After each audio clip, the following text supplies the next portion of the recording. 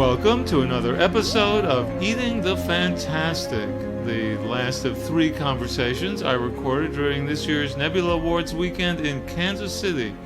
I'm Soctt Edelman, a writer, editor, and fan of the Fantastic, and for the past 10 years a podcaster as well, chatting and chewing with creators as I travel from one science fiction, fantasy, horror, and comic book event to another, often as many as a dozen a year.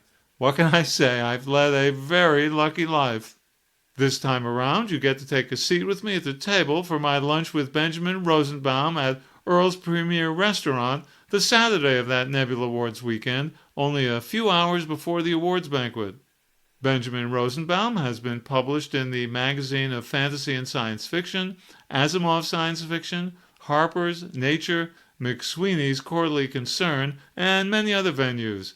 And as a result, he's been nominated for the Hugo, Nebula, BSFA, Sturgeon, and World Fantasy Awards. He's the author of the short story collection The Ant King and Other Stories, and the Emmy-nominated Jewish historical fantasy tabletop role-playing game Dream Apart. His most recent novel, The Unraveling, was published in 2021, 3 years after it was first published in Germany. The Ghost and the Golem, his 480,000-word Jewish historical fantasy interactive novel set amid the pogroms of 1881, was a Nebula Award nominee in the category of game writing that weekend, so as you listen, you can think of Benjamin as Schrodinger's nominee, existing in a state of many possibilities at once. He is also the co-host of the podcast Mohanraj and Rosenbaum Are Humans. As I already mentioned, we headed out for lunch to Earl's Premier, a seafood restaurant a few miles away from our hotel in what felt like a true neighborhood rather than a downtown, which is what I'm always looking for, a spot which seems part of a community rather than a restaurant meant primarily for tourists. Earl's Premier delivered the sort of terroir I'm looking for and had me feeling I was somewhere rather than the cookie-cutter Disney feel so many restaurants in or near hotels feel like. And the food and hospitality were both excellent. It was a perfect environment to put us in exactly the kind of relaxed mood I hope for when I bring you these intimate conversations. I couldn't have asked for anything more. And as you'll hear, my Nemano sound capsule killed most of the ambient noise which surrounded us. But even if you're not recording a podcast, Earl's Premier is worth a visit the next time you find yourself in Kansas City. Now please join me and Benjamin Rosenbaum at the table as we start off our meal with jalapeno artichoke spread with lump crab meat. And now I'm hungry all over again. You're one of the very few writers who, from the very first story, made a huge impression on me because Really? I can remember reading The Ant King of California fairy tale in July 2001 FNSF, and that very rarely happens that a single story comes out at me and I go, wow. And I reread it a quarter of a century later now. Yeah. We're almost a quarter of a century later. And I feel that it hasn't aged at all upon rereading. Yeah. So I'm wondering, are you conscious at all of the fact that it seems timeless at all? I mean, I didn't read it and say, oh boy, that aged poorly. You know, the things as it relates to gender and capitalism and a whole bunch of other things are in there. And I'm just wondering if that's something that ever struck you, that how you accomplished it and how do you think you managed to accomplish it with such an early story?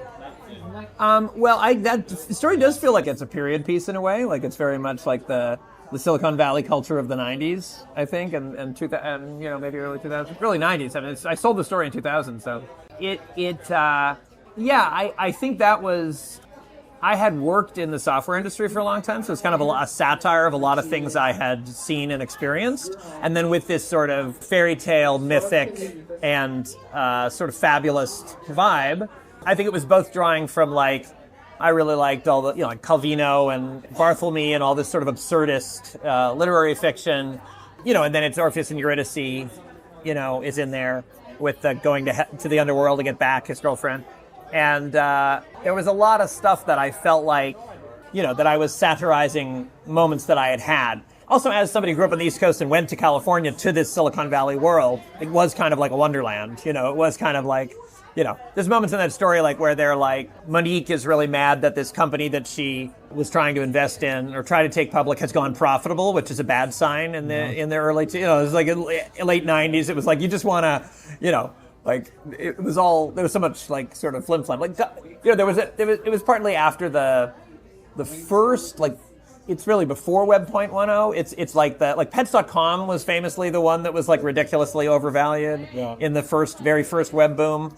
I was out there in the early 90s, mid 90s, before the internet was a commercial product, when the internet was still like academic and military, making CD-ROMs. Everything was like shrink wrapped. You were selling stuff on like the miracle of how much data you could put on a CD-ROM, that you could have like a program with all these graphics on it. Shrink-wrapped CD-ROM boom. So that was like, but a lot of the stuff was... well, yeah, it is a whole different period of time. I mean, I remember, it just suddenly occurred to me, so we're talking, you wrote the story in 2000. In the year 2000, I was offered a job to work for the Sci-Fi Channel. Yeah. And I had to think, the internet, will that be around? Is this going to be a thing? I mean, is that really a job that I want to have working for an internet company? I don't know. Company? This is online. Is that real? Yeah, I mean, you're asking that as someone who's seen magazines die all around you, so it's not as if there's any stability in physical print. Right. And I actually had to make a wall chart with pros and cons. Oh, really? Yeah. For should I accept this job with the Sci-Fi Channel? Online. What is this? Is it real? Yeah. So how do they make money? Where is it coming from? Et cetera, et cetera. So it is a whole different... So I had worked in Silicon Valley, and then I'd been in a little independent game company, and just like a lot of the stuff, I think a lot of the humor in it is really drawing from these absurdities that I had seen, and then was like, extrapolating sort of writ large in fantasy. But I think maybe that's why it holds up, is there was so much of my own, sort of like pent up amusement and incredulity at like the foibles of the Silicon Valley world was like in there. Now, how easy was it for you to sell? You mentioned Bartholomew and Calvino and so on. Science fiction is generally not that welcoming to surreality of a certain kind. Thank you so much. Great. Thank you. I think that the short story markets are more open to that, to this. Now, I think. But, I mean, back then, I sometimes think people are suspicious of stuff that is weird in that way. I don't recall it being that hard to sell. I don't know if Gordon was the very first person I sent it to. I sort of took Gordon Van Geller at FNSF. All the gumballs and oranges and things. Yeah. Well, I had a thing I did a lot at the beginning of my career that maybe I should get back to, that I would write the most absurd first line I could think of, and then I would try to make it make sense. Like Sheila split open and the air was full of gumballs, or like an orange ruled the world, and I didn't know what the hell I was talking about, and I would just sort of write the line and then try to work it out in the story.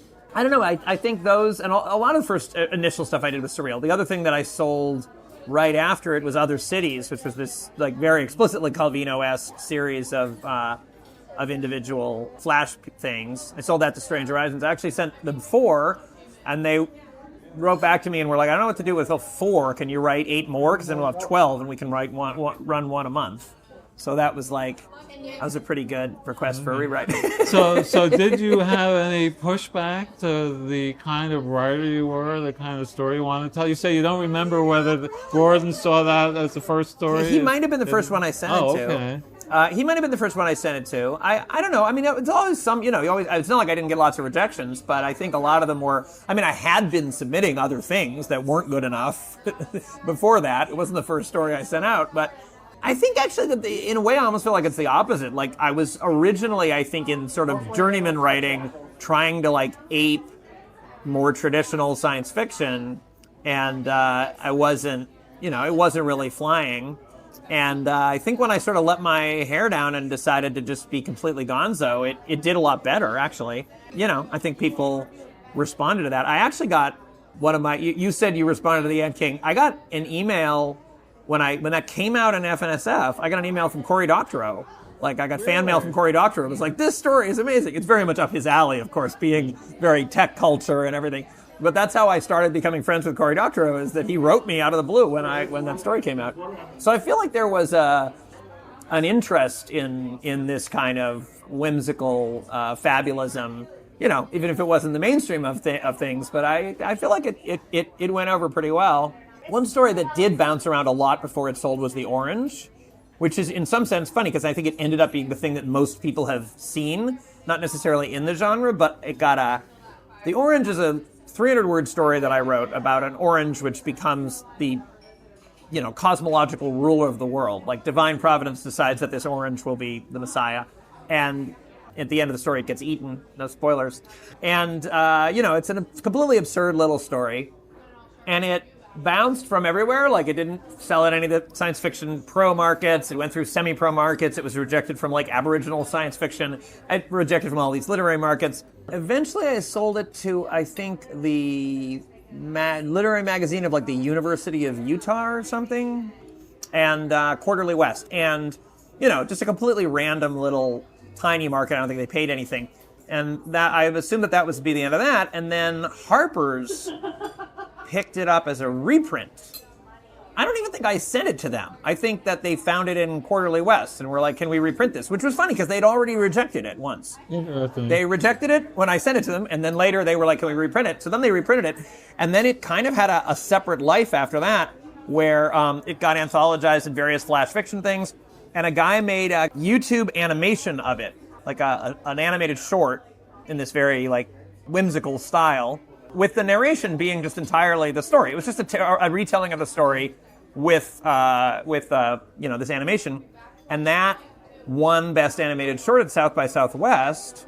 And it's actually kind of wild because South by Southwest is one of the 30 or so feeder festivals that goes to the animated short Oscars.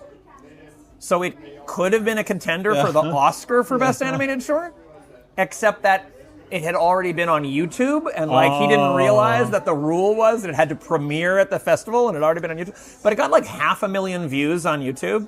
So I feel ironically, this story, which was quite hard to sell, is 500,000. That's a lot of people. I think that's still up there, so people still up there. 500,000 people saw it, so that's probably the story most people have interacted with of mine, because at least 500,000 people clicked on it. So anyway, so it's very unpredictable, I guess, was my takeaway. That one I got a lot of pushback in a sense, but of course in the end it was very successful, so it's very random. But you were hitting, you mentioned the literary market, so were you doing that whole stick the way I went, Paris Review and all the various... Yeah. And I had some things, I sold stuff to, I had a couple things in McSweeney's.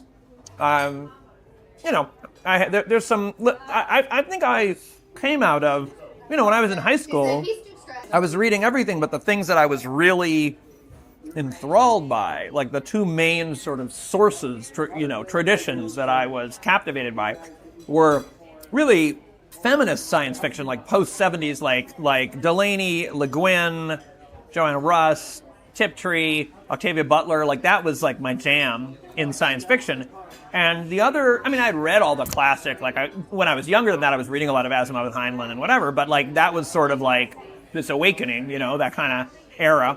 And the other thing I was really into was sort of the European postmodernists, Kundera and Barthelme, and Barthelme's American, but and Kobo Abe, also not European, but Borges, none of these people except Kundera are European.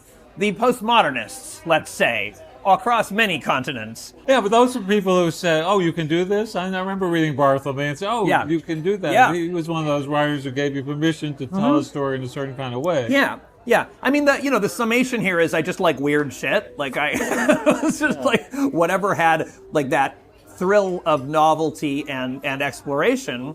But it was, it was those particular genres, so I was kind of always bouncing between them for a long while. And a lot of the early stuff that I published is sort of fabulous some of it was crunchy extrapolative science fiction too, Start the Clock, which is an early story, is kind of very, much more sort of here's a novum, what are its effects, how does this work itself out? But a lot of them were much more whimsical and fantastical, really, so.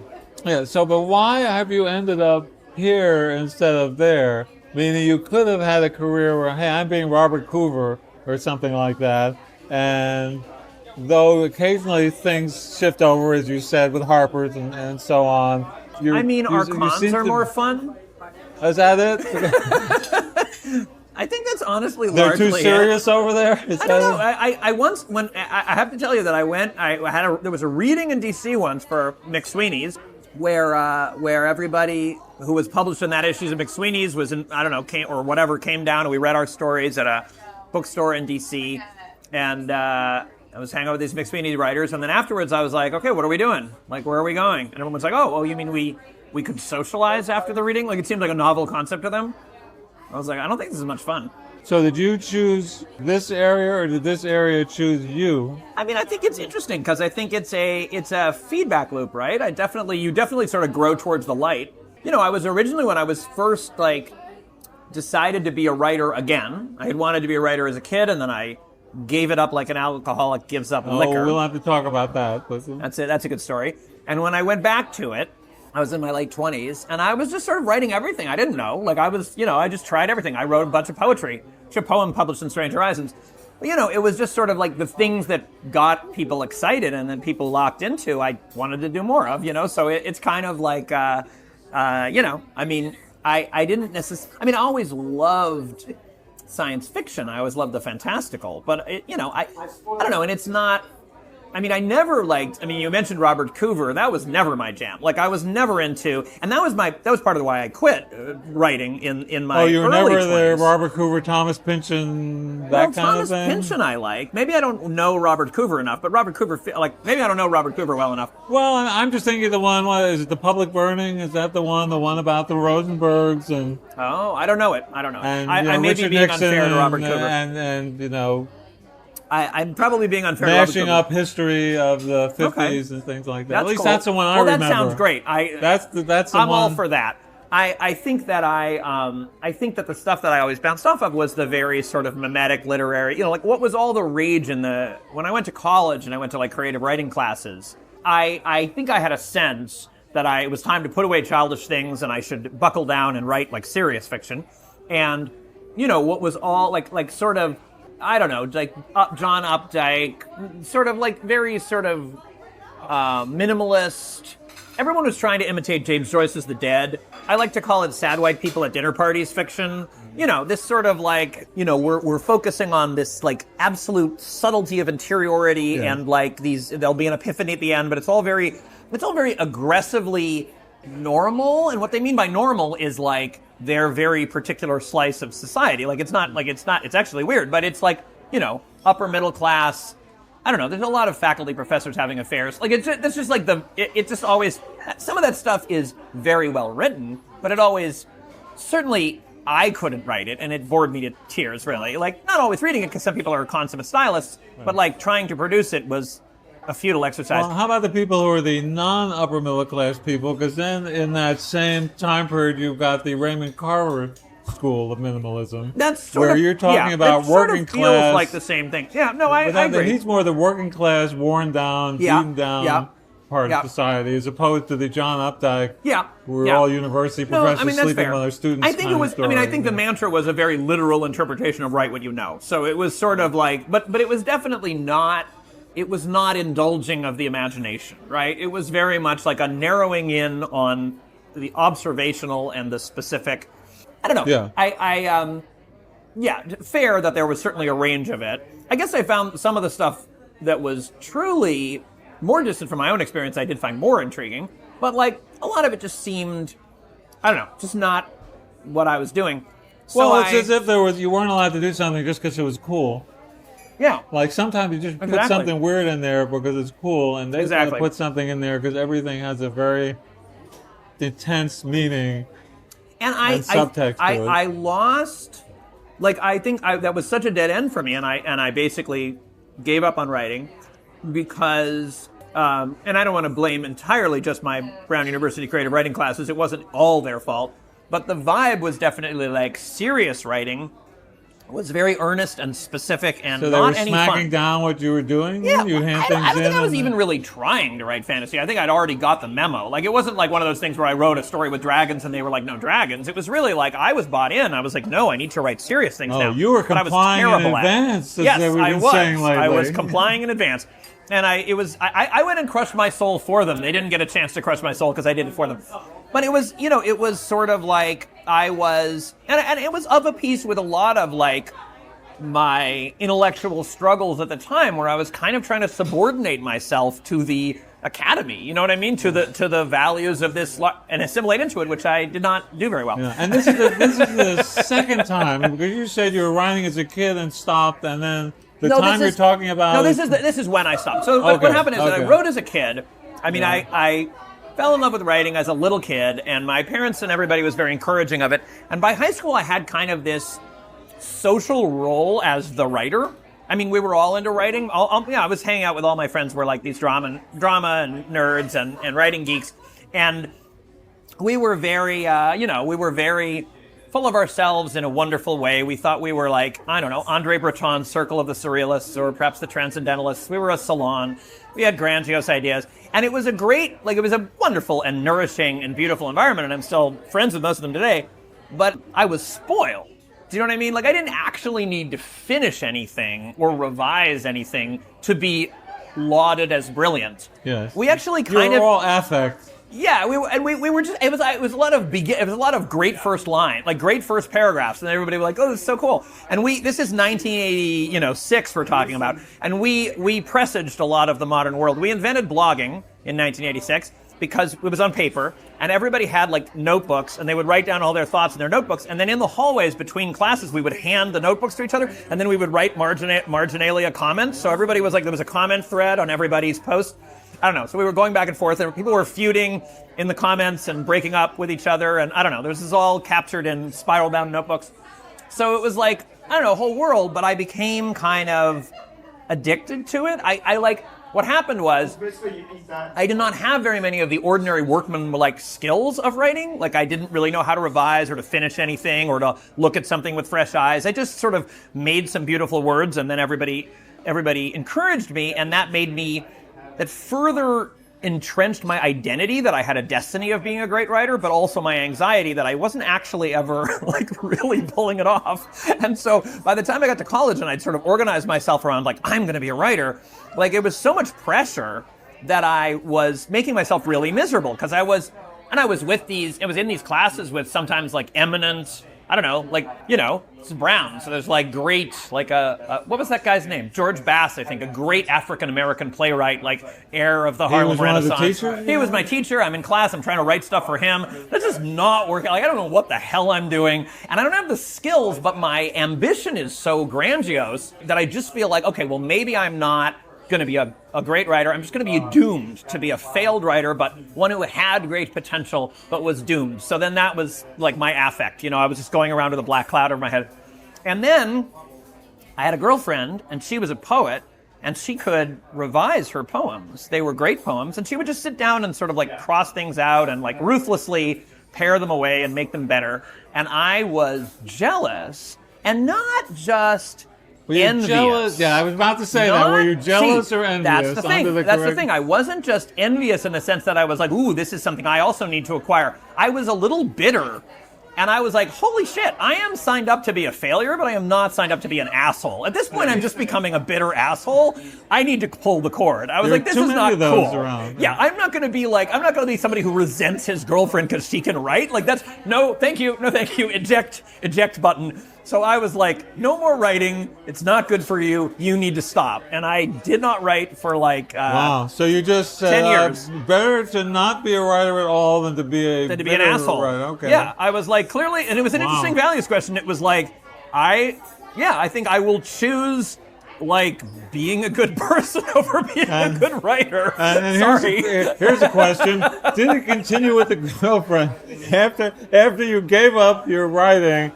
Were you able to stay with the girlfriend? Yeah, well, our relationship certainly improved. It had other problems. And yeah, so it ended eventually, but I mean, we broke up eventually. But yes, you were able to say, okay, now that I'm not that guy, I can stay with her. Yes, I did. Well, I did in fact abort in time. I was like, no, I would rather be a good guy and not an asshole. So I pulled away. But it was a real grieving process, and partly what happened is that I had been living my life like everything that I experienced was material, particularly because I was in this sort of idea that the right way to write was this literary very autobiographical mode, I imagined that anything bad that happened to me was okay because it would one day, be transmuted into great art. And all of a sudden I stopped being a writer and I was like, oh, I'm just experiencing things. Like this isn't like also material. I'm just only living once.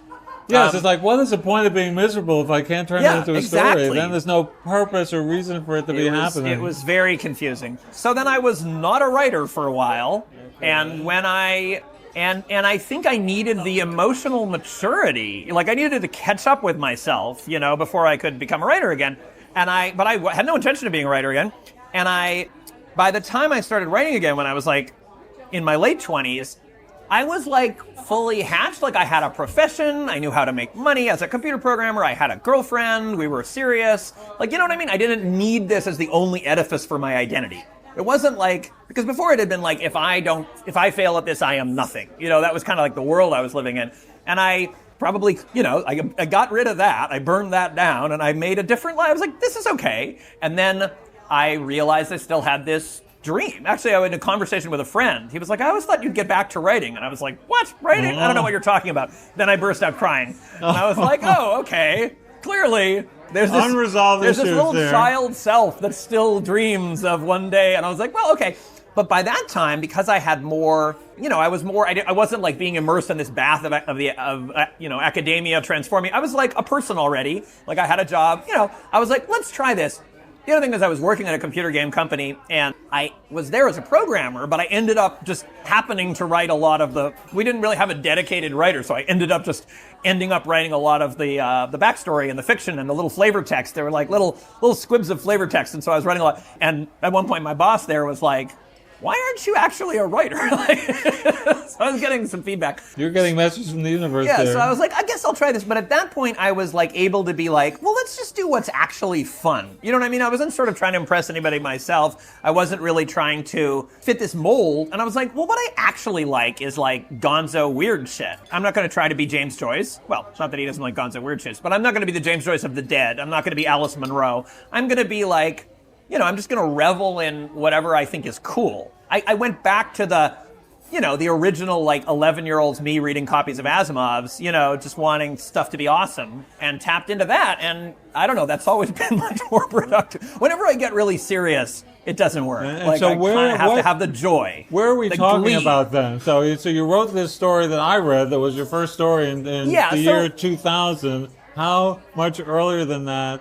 Well, I guess probably, I think 1997. 1997, I was like, yes, I should start writing again. And then I wrote a lot, and I did the proverbial, papering your wall with rejection slips. I was sending out stuff. Actually, there's another important moment because I decided to go back to being a writer, and I started working on this story called Launching the Minion, which had actually been a story that I wrote when I was like 14 and sent away to the New Yorker, and I got a personal rejection for it, I think. Which I had no idea that was like hilarious that I, at a 14-year-old, got a personal rejection. They were like, this isn't for us, but you should try this other. They actually recommended that I submit it to another magazine. And I think that was like kind of a little overwhelming for me, and I did, and I got rejected, and I didn't know what to do about that. So when I went back to being a writer, I was like, I'm going to revise this story, and I was working on this story. And then a friend of mine who'd gone to film school and also worked with me at a summer camp where he had run the film program, he said, I actually learned more about making films at summer camp than I did at film school. Because at film school, every year he would labor on this important project with all of this, it would take the whole year and whatever. And at camp, he had like 8 groups of kids, and they were each making a film, and he was doing all the editing. So he just had to ram himself through this process of like making 8 films. And he was like, sometimes doing something quickly and just getting, you learn so much more by just ramming himself through this process of immediately getting 8 films up and running rather than this precious jewel he was working on. So after he told me that, I was like, maybe I should stop fiddling with this story forever and just write my million words of crap. And then I submitted like a whole bunch of really bad stories. Really fast. You're sure they're really bad? Really fast. And got better. And one thing that I did that I heartily recommend is that when I sent my first story off, bad story, and I got back a rejection slip, this is 1997 or 1998, back when they were on paper, so it was an envelope in the mailbox. And I didn't know. Later, I would discover that if it was like had a check window, it was an acceptance. If it was just an envelope, if it was my self-addressed sent envelope, it was a rejection. But I didn't know that. So I was like, I don't know what this is. I'm going to open it up. It'll either be an exception or a rejection. And I was like, I can see. Also, my now wife, then girlfriend, was a cognitive behavioral psychologist, so I'd been learning from her a lot. And I was like, what's going to happen now is a downward spiral. I'm going to get rejected. If I get rejected, I'm going to feel worse about it. Then I'm going to be more reluctant to send something out. And every time I reject it, I'll be more avoidant. I was like, I need to transform this experience. I need to, because what I actually believe is that it's good to get rejected because it's progress toward my goal. But I'm going to feel like it's bad to get rejected. Mm-hmm. So I did this thing, which I've done many times in my life at various points. I gave myself a point system. I was like 1 point for a rejection, 10 points for an acceptance, because that's obviously better, but a rejection is also good. And I don't know, there were some other points, but I was basically like, I need to work my way towards, and I wanted a goal. And I decided that my goal, I had been like resubscribing to the science fiction magazines and reading, I don't know, maybe Silverberg's column or something. And I was like, there's a thing called Clarion. So if I get 100 points, I'm going to go to Clarion. No matter, even though I have to change my life, take 6 weeks off from my job, all this bullshit. But like, if I get 100 points, that either means I'm selling stories, which means I'm ready to learn more. Or if I haven't sold anything, but I've gotten 100 rejections, then that obviously shows that I'm not giving this up and I'm tenacious enough. So I should go to Clarion. So I basically made myself this point system, which very effectively changed my attitude toward rejections because I was getting points. So I opened the envelope, I got a rejection. I was like, great, a point. You know, I was like, I came to love rejections and hate waiting, which I think is the right attitude. I was like, rejection is like, great, score a point and put it in the next envelope. And waiting is terrible. So if there's a response time of like 6 months, you're like, you're killing me here. I'm not getting any points. And I feel like that's the correct attitude. and now I find myself wondering, because the period you were doing that, I was still editing Science Fiction Age magazine through November 2020. That's right. No, so through March 2020. It's entirely possible that the. So I'm in there somewhere. It's entirely maybe. possible that Ant King was not the first story of mine that you read. You just don't remember the crap stories. The crap stories that I wrote. Well, how many stories in do you think Ant King is? How many dozen or? Yeah, we're going around. I mean, at least like in terms of stuff that I actually finished and sent off and submitted, at least like. I don't know, at least like 12. I mean, at least like a dozen, right? Well, I mean, it's good for people to know that. Yeah, sure. You're going to have a whole long. It was not definitely first out of the. Oh, I remember like distinctly a bunch of them that were just kind of like one gag idea, sort of not very expertly worked out with very thin characters. I mean. And I'm trying to remember back who was the editor of FNS at that time? Was that Chris Rush or was that Gordon? I mean, Gordon owned it, but there were a series of editors. Gordon was editing it, I think. He was editing it. He was the one who acquired the Ant King, yeah. Gordon. Yeah, because there's a period when I guess Furman owned it and he edited it, and then he bought it and maybe Chris edited it. Maybe. Christine Catherine Rush. That might be a little before my time. We went through, then it was. There was a period where he owned it and Charlie edited it. Oh, that's right, yeah. Charles Coleman Finley, and then it went on, okay. But anyway, it was definitely in the Gordon era. And then the second one I sold was So Strange Horizons when Jed Hartman and Karen Meisner and Susan Groppe were the editors, the fiction editors. Then I started selling stuff, and it was kind of like I didn't realize how intensely social. You asked me why did I end up in science fiction? Partly because science fiction is fun, because everybody talks to you. You know what I mean? Like, these editors wanted to have, like, particularly the Strange Horizons crew were also young, just starting out, and we would all meet up at WisCon, and it was like, I mean, there was just this wonderfully, like, part of writing is being all alone with the keyboard, but part of it is this dialogue you're having. Thank you.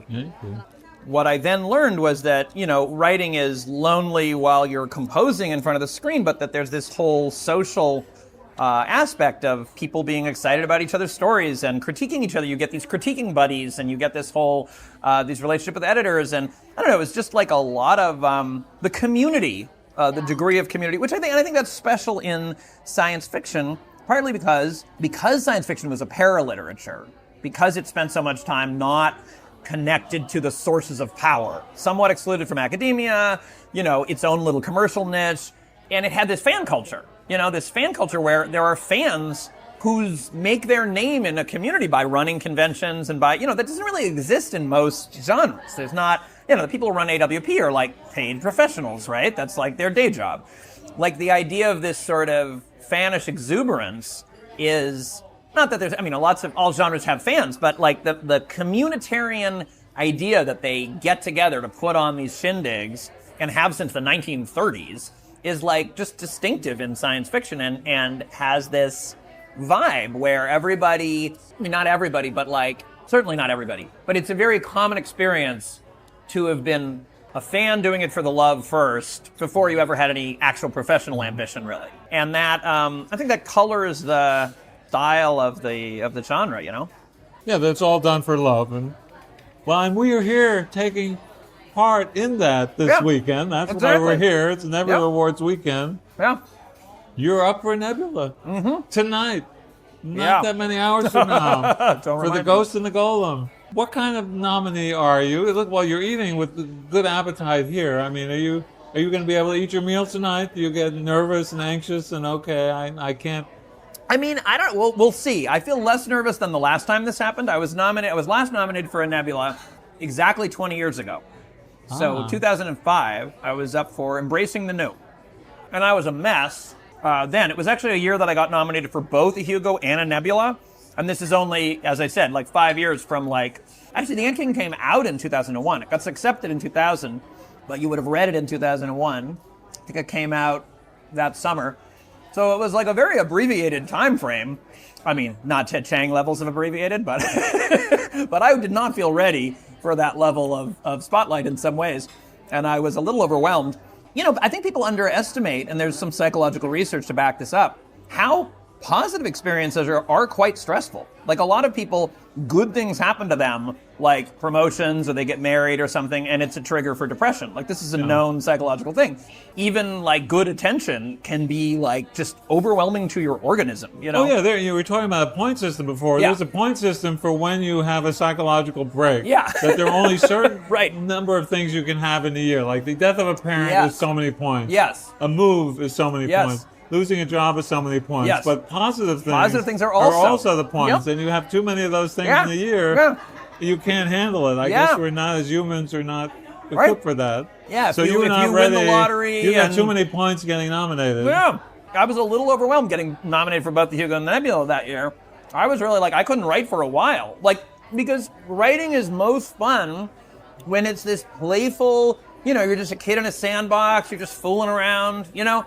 And if you have the glare of the world and you're like, the next thing you write has to be Hugo worthy, it's, I don't know. So I lost the Nebula that year with great relief. I was Why? absolutely... You were worried that it would be too many points and it would be... It was just so overwhelming.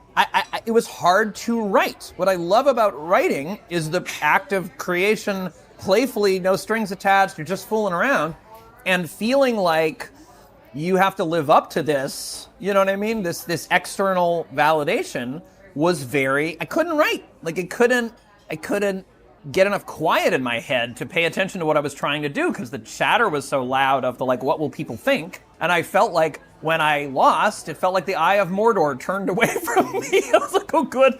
I can just go back to writing. I don't have to be a performing pony. You know what I mean? Like, I think a lot of people feel that way. I've seen writers kind of miserable from being like getting the kind of recognition where everyone's looking at them and everything is, you know, under just much more scrutiny and, you know, Right, well, it's live not up to just that it. they're being looked at for the thing they just won the award for. Yeah. The fear is they're now looking for the next Right. thing. What is the next So thing you're going to be saying, if you're all that? You I know? better be as good as I was last time, Exactly. or they'll say, "Oh, why did we give him that award Right? anyway?" Yeah. Well, it turns out he's just a fraud. I don't know. You know, he it's doesn't like, have the promise. he that doesn't we really thought have he had. it. Yeah, exactly. He had so much promise, but then he has disappointed us. You know what I mean? Like, there's a lot of pressure in positive recognition. So I definitely felt like I wasn't ready. I definitely remember feeling in 2005 like, okay, good. I can get back to work, and like this isn't my last shot. Like this will happen again. I don't have to be. You know, I mean, on some level, I was a little disappointed, but I was also like, I think I dodged a bullet, right? I think that I need to focus now. I don't need to have this over the top. Anyway, so... And do you feel ready now? Oh, yeah, now it's fine. Yeah, go ahead, give me the name, it's fine. It's not gonna. I mean, if you were to win tonight, I'm not going to feel sorry for you. Like, Yeah, oh, no, poor I think Benjamin. now I'm good. That's the end. I think now I'm good. He's going to crack tonight. I think one of the things that happened is I went through this spate in the early 2000s where I was getting a lot of nominations and things, and it was quite heady. And then I started working on a novel, and it took forever. And I was sort of out of the eye for a while. You know what I mean? It had been like the number of mentions in Locus per year went from a couple to 0. You know, and it was sort of like the world moved on, and I felt a little desolate. It felt a little like, oh, does anybody remember me? But I also felt good. Like, I felt like, oh, this is good. I'm back to what I originally, like, after a little while, I was like, okay, now I can really, it's no longer about impressing anybody. I just need to get this done. I need to go into my cave and go through this long night of the soul, writing this goddamn book that took forever. And then now, you know, I'm out again, and people, like, I don't know. So it is kind of satisfying to get another Nebula nomination, because I'm like, I'm back, baby. And I don't need to win, and I don't think I'm going to win, but like I could take it now, because it sort of feels like I've gone through at least one cycle of like being visible and then not being visible and then being, you know, and it's like, that's nice too. I don't know. I feel like a lot of this, what we've been saying, a lot of the through line here is that it requires a certain maturity. Like, I was not ready at 21 to like really be a writer, because I was under too much pressure. And then also at, you know, in my early 30s when I was getting a lot of recognition, it was a little stressful. I don't know that I was ready for it. And, you know, you got to grow into things. You got to give yourself time to grow into things, I think, is my takeaway that I'm trying to say.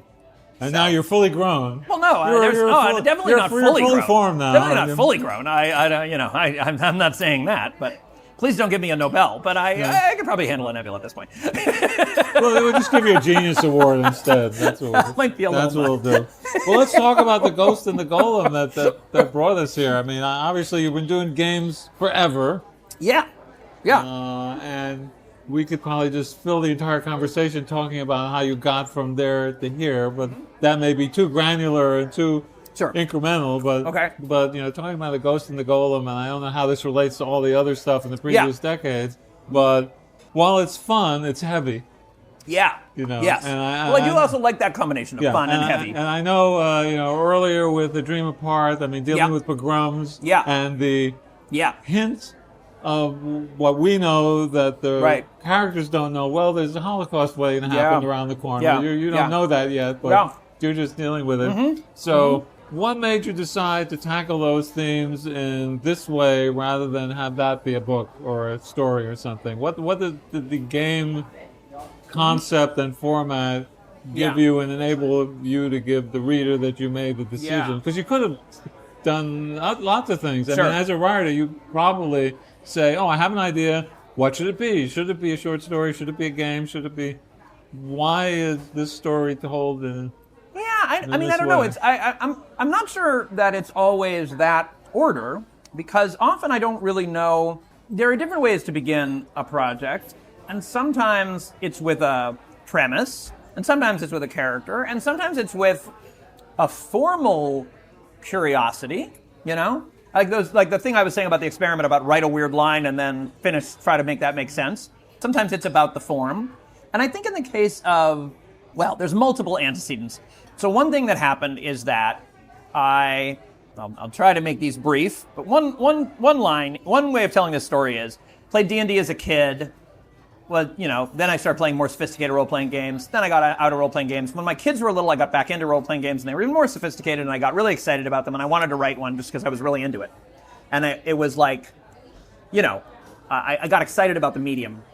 And as a kid, I'd been alienated from those games in a sense, because as a Jew, these games are all like, you know, like D&D is all like very medieval Christian, right? It's like these holy guys with swords who are going to root out the suspicious, dangerous types of races. And I was like, I think I'm the suspicious, I think I'm the kobold in this picture, you know what I mean? Like, I'm not the knight with the sword, obviously. And so there's always a kind of double consciousness. And I really wanted to write a Jewish game. And because I'd been helping run a synagogue for 15 years, which is another story, but in Basel I ended up running and helping run the liberal synagogue. And I'd been, you know, when you hire rabbis, you got to go to their talks. So I'd been learning a lot and immersing myself in a lot of Jewish history. And again, you know, it's almost parallel to the Alice Munro stories versus the weirdness. It's like my Reformed Jewish education hid all the weird stuff in Judaism. They were very the reform movement starts out with this very assimilationist, like, we want to be just German citizens of the Hebraic faith. So they hit all the magic rabbi battles and the rabbis throwing tsunamis at each other and burning a third of the world's barley with their eyes and time traveling, like all that embarrassing shit, and like resurrecting each other after they kill each other, like all the crazy shit in the Talmud they swept under the rug, so I never knew about it. Anyway, so I was really fascinated with Jewish history. And I decided I wanted to write a role-playing game, a tabletop role-playing game, about the kinds I was playing with my kids. So that was Dream Apart. That was a project that came out in 2018 that I sort of did in partnership with Avery Elder, who was my favorite. Avery Elder is my favorite game designer, and I got to work with her. It was great. And then I really enjoyed that. And when the Unraveling was out and I was kind of looking for a new project, I think I was intrigued by the idea of doing something in games, because it had been really fun to make a game, but also that was closer to a novel. And I heard about Choice of Games, actually, and I read some of their theoretical papers on, like, I think in both of the cases, of both Dream Apart and Ghost of the Golem, part of the inspiration was actually formal. It wasn't so much I want to tell this story, what's the right medium, but that I got, like, excited and entranced by a medium. That I was like, ooh, I want to play here. Like, this is fun. This is exciting. Like, I've never done this before. And I have an attraction to that. And so I read the editor my editor at Choice of Games, Jason Stephen Hill, had written a bunch of sort of papers on, like, how to write a narrative game well and make it cohere. And I was like, this is an exciting medium. So I sent them some pitches, and one of them was for kind of essentially the shtetl game that I had written as a computer game, and they went for it. And so that's like in terms of the what's in my head consciously answer, in terms of the process of, like, how did you decide? Like, that's one answer to the question, is that partly I'm just fooling around and something looks I'm a magpie, something looks shiny, and I'm like, ooh, I could do this. And then the other answer to the question, because you're asking, like, what does the game afford? Which is almost more of a, like, what can you do in this medium? Why use it for this game? Which is almost something I didn't know in the beginning and found out while I was doing it. But I would say my answer to that is, like, particularly about this dark topic, right? I'm kind of obsessed with, like, I'm fascinated by Jewish history. I'm fascinated by the political context of, like, how massacres happen, how things go wrong, how different marginalized groups are pitted against each other by, in a kind of imperial game of divide and conquer. Some guy at Nebulous came up to me and said something about, like, oh, my ancestors were Cossacks, almost apologetically. He's like telling about how he'd found out about his family history. My great-grandfather. Yeah, he was like telling me this family history. He's like, oh my God, I think my great-grandfather participated in pogroms. And I was like, cool, and that's, like, thank you for acknowledging that. As long as you don't, that's... Yeah, I mean, that's great. I think people reckoning with their own past, like, it's like, yeah, I'm an American. There's plenty of blood on the ground, right? Yes. But important to reckon with your ancestral genocides. But also, in a way, the Cossacks were also screwed. Like, the Cossacks are the boogeyman for the Jews. The Jews were the boogeyman for the Cossacks. You know what I mean? Like, the Tsar was profiting from both of this thing. The Tsar had this group of people he could use as his economic agents to, like, force them into this role of merchants and visible exploiters. And he had this paramilitary guys who wanted to be, like, this democratic, tribal kind of group that lived on the steppe, and they only got to be that if they were the Tsar's hatchetmen and went around and killed anybody who made trouble. So you have this kind of tragedy that these people who could have been allies were pitted against each other, right? And that's what happens so often, right? Like, so much of what's going on now, I mean, that's the same thing I see when I look at Gaza, right? It's like there's a setup where people who should be on the same side are pitted against each other. And there's something wonderful, and this isn't necessarily my intention going in, but turned out to be the case, that a game where you can try things and they might succeed and they might fail, and then you'll end up where you end up. Maybe it's tragic, maybe it's an escape, maybe you live to fight another day, whatever. And then you can go back and try again, allows you to tell a story not just in one playthrough of the game. You play the game once, it's like reading a novella, basically.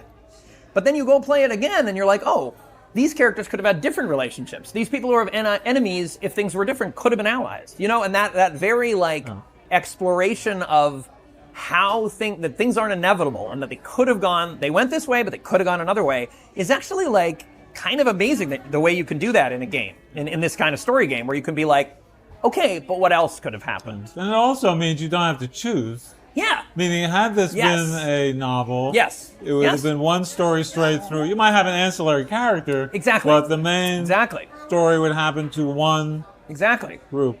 Exactly. So in a novel, it would have either had to have been a tragic ending. It would either be a tragic ending in which the pogrom happens, or an ending where, I don't know, solidarity is discovered and the pogrom is averted. But either way, it'd have to be something. And the great thing about a game is it could be both. It can depend. It can depend on your actions. And that, I think, is a really interesting moral and aesthetic message. And it was also really fun to write, because I would get to a point where I would get stopped and be like, oh, I don't know what should happen. And I'd be like, okay, well, let's have all the things happen. Let's just let the character choose and write all those possibilities. And that was so freeing. Like, it was very exciting. I got a lot. So having decided you're going to do this, did you do it in an analog way or a digital way? Meaning, do you have a murder board on your wall with strings attaching everything and sticky notes all over the world? You know, because you've got many characters who are different depending on the iteration. Yeah. I mean, because some of the choices are, you have a character say, no, I like him, no, I like her. I mean, as you run down the choices. Sure. No, I don't like anybody. Yeah. Etc. So how do you make it something to be handleable? When you're writing a story, you're just trying to think of what's the next right thing to happen to the characters. And when you're doing all the branches that have to sort of come back and eventually end up at an ending that is, well, I won't want to say it's the same ending every time. Well, no, actually, there's a multiplicity of endings, really, but it has to have a structure. It can't just be everything. At least the half a dozen. There's actually three settings. There's actually three epilogue settings. Yeah. But the most common epilogue setting, where you're in Lublin, is like kind of that's like a conversation in which there's all these variations. What happened to this guy? What happened to that guy? You know, where do you live now? What's your profession now? You know, there's like a bunch of micro variations, and then there's two totally separate epilogues besides the Lublin one. But anyway, there's depending on how you look at it, there's either three endings or there's a million endings. I mean, it depends on how finely you want to parse it. So how did you sit down and do it? Did you just do it at a typewriter? Does the company provide a certain kind of software that you write within? Well, that you say, here are the choices? So in terms of how, I'll answer a couple of questions. One is, to plan it out, I did do a bunch on paper in the beginning, like sort of in the very ideation phase, like, who is this? I did sketch up stuff. As time went on, I was using more and more of the tools that the company provides, and also some that I made myself, because I'm also, of course, I was a programmer in my day job for years, so I kind of was comfortable fooling around with that. And I more and more got into kind of using the stuff that the game itself records as a way of planning the game itself, you know, kind of in a feedback loop. So what the company provides you is essentially a very simplified programming language, where you're mostly just writing your story, like as if you were writing a novel, but then some things are if, right? If the character does this, then you see this, otherwise you see this. And so you're setting certain variables that record information. So let's say you choose, you know, let's say that you, as you said, let's say you decide you're in love with your friend Rivka, you know, the game remembers that. It has a variable that's like, characters, who are they in love with? Rivka. And then later in the game, when you see Rivka, we check. Are they in love with Rivka? Okay, well then you blush, right? Like there's a bunch of you're constantly sort of referring to what the game has recorded in order to decide, you know. Right, so there are scenes with minor differences in them, just depending upon what you let go about. All kinds of granularity. There can be scenes that are dramatically different that only happen in very specific cases. I mean, it's kind of hilarious because sometimes I'm writing a scene and I'm able to sort of detect how often it will occur, because there's a tool where you can take 50,000 robots and have them all play the game and then report their results. So you can see like how many of the 50,000 robots got to this line. So sometimes I'm writing this confrontation with the big bad magic guy where you're having a magic duel, and I'm like, only 3 players out of 50,000 players will ever see this scene that I'm writing, because it's that like deep in. Well, I was wondering how that feels as a writer. Now you say in the promo copy on your website that the thing is 480,000 words long. It's longer now, So it's almost 500,000 words. Of course, and you end up thinking, oh boy, it's going to take me a long time to do 480,000 words. But of course it's not, because you're doing your line. I don't know how many words a single playthrough is. Right. A single playthrough is about 10% of that. Yeah. So it's like a novella. It's like a 40 to 50,000 words on a typical playthrough. So you're getting about 10% of the game at any one time. And how does that feel as a writer, knowing that, as far as you know, there could be sections of the game that nobody's maybe no one ever has seen? ever read? Yeah. I mean, do you get stats on I get some stats. how it was played? I get some stats. Yeah. I actually am very interested in that, and I get some stats. And I sometimes... I guess we should say what the story is. That, someone creates a golem, and the friend of the main character, whoever that main character is, and eventually tries to do things with... So the fundamental story is that there's two levels of the story is happening on. One is the kind of... You're a kid, depending on your gender, you could decide, some things about yourself, but you're a kid, a young adult who's living in, your dad is dead, you have your mom and your two little siblings, and you have a lot of responsibility for your family, and your mom is trying to arrange your marriage. You're poor, yes, and your mom your mom is trying to arrange your marriage with an advantageous marriage with the family of the merchants, who are bigwigs in this shtetl. And that's one thing that's happening. Another thing that's happening is that a pogrom is brewing, and you have some sort of you find an amulet that gives you some vision of the future, and you know that disaster may come to your shtetl. So you're trying to avert the disaster, and also, so you're kind of, the game is sort of tacking between this sort of political, magical, all the things that are happening on kind of the grand scale of trying to avert the disaster to your shtetl, and then this sort of romantic comedy, Fiddler on the Roof-y kind of, arranged marriage, social drama where, it's like, do you want to marry the suitor? Do you want to impress the suitor so you can marry them? Or do you want to run off with your friend? Or do you want to, lots of queer possibilities? Do you want to go form a throuple with the sexy anarchist klezmers? There's all these, all this possibility for what you want your life to be like, which also connects to, do you want to stay at home and be a good child of your mother and do well by your family? Or are you going to do something transgressive and break the rules of the shtetl? Which is a big theme in Yiddish literature of the period, so it's kind of an homage to, of course, that's what happened successively with Tevye's Daughters and Fiddler on the Roof, right? Anyway, so... I, by the way, was Perchik in one of the community theaters. Nice. So that's the marriage I was in. There you go. Anyway. That's the two kind of things that the game is doing. There's this, you're marshaling resources to try to stave off disaster, and those could be magical, your friend is building a golem, there are demons...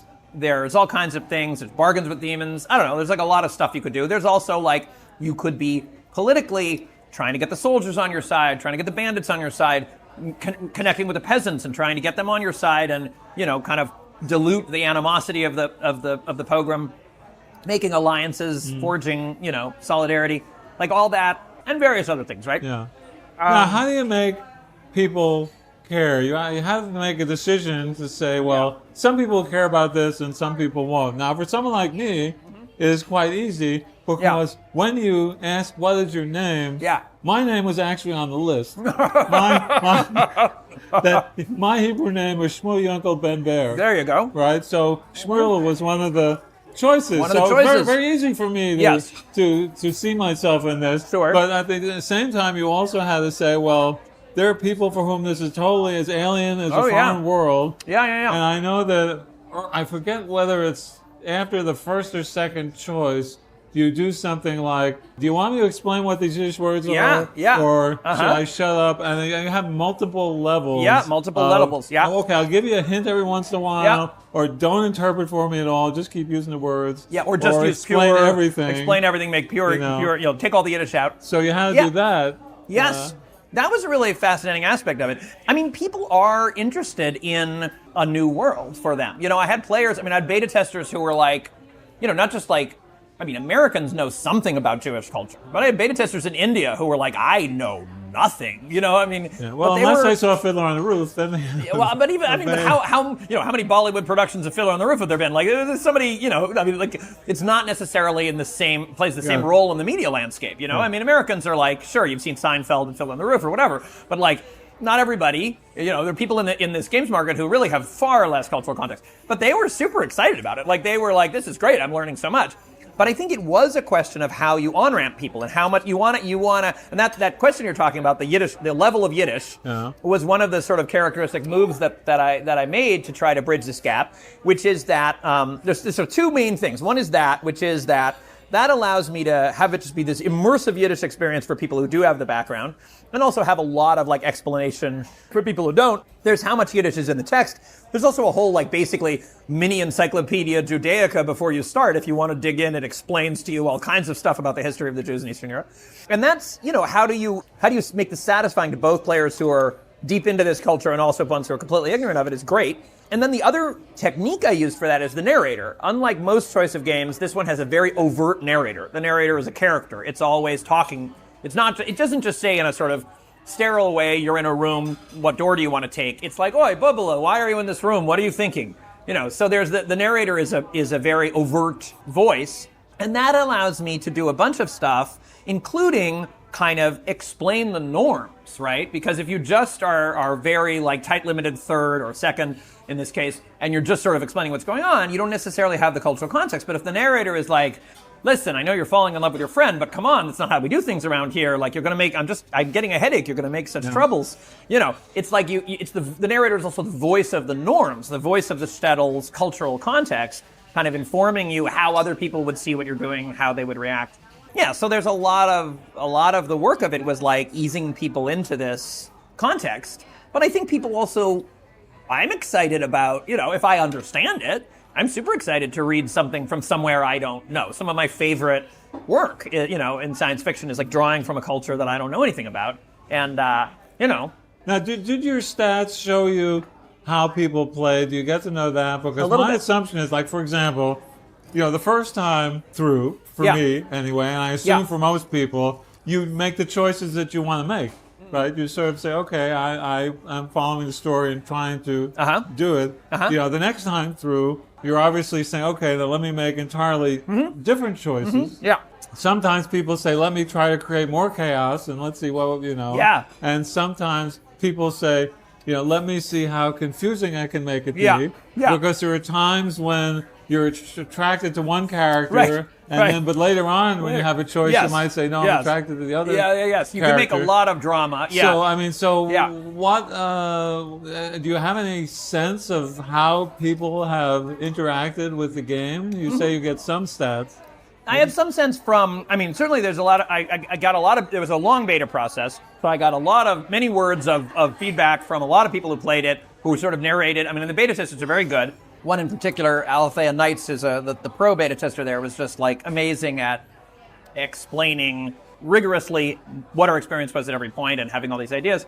But a lot of them were really great. And also friends of mine who beta tested it and so on. Also my children. And I think a lot of people, when they play it for the first time, there's two things. One is when people tend to, I've noticed a pattern where people play it as themselves, right? They play it the first time as if the character is like what I would do. Yeah. I think that's what most people would do. And then the second time through, often what I do when I play these games, and I think what some people do, is they're like, okay, let me think of a character who's very different from me.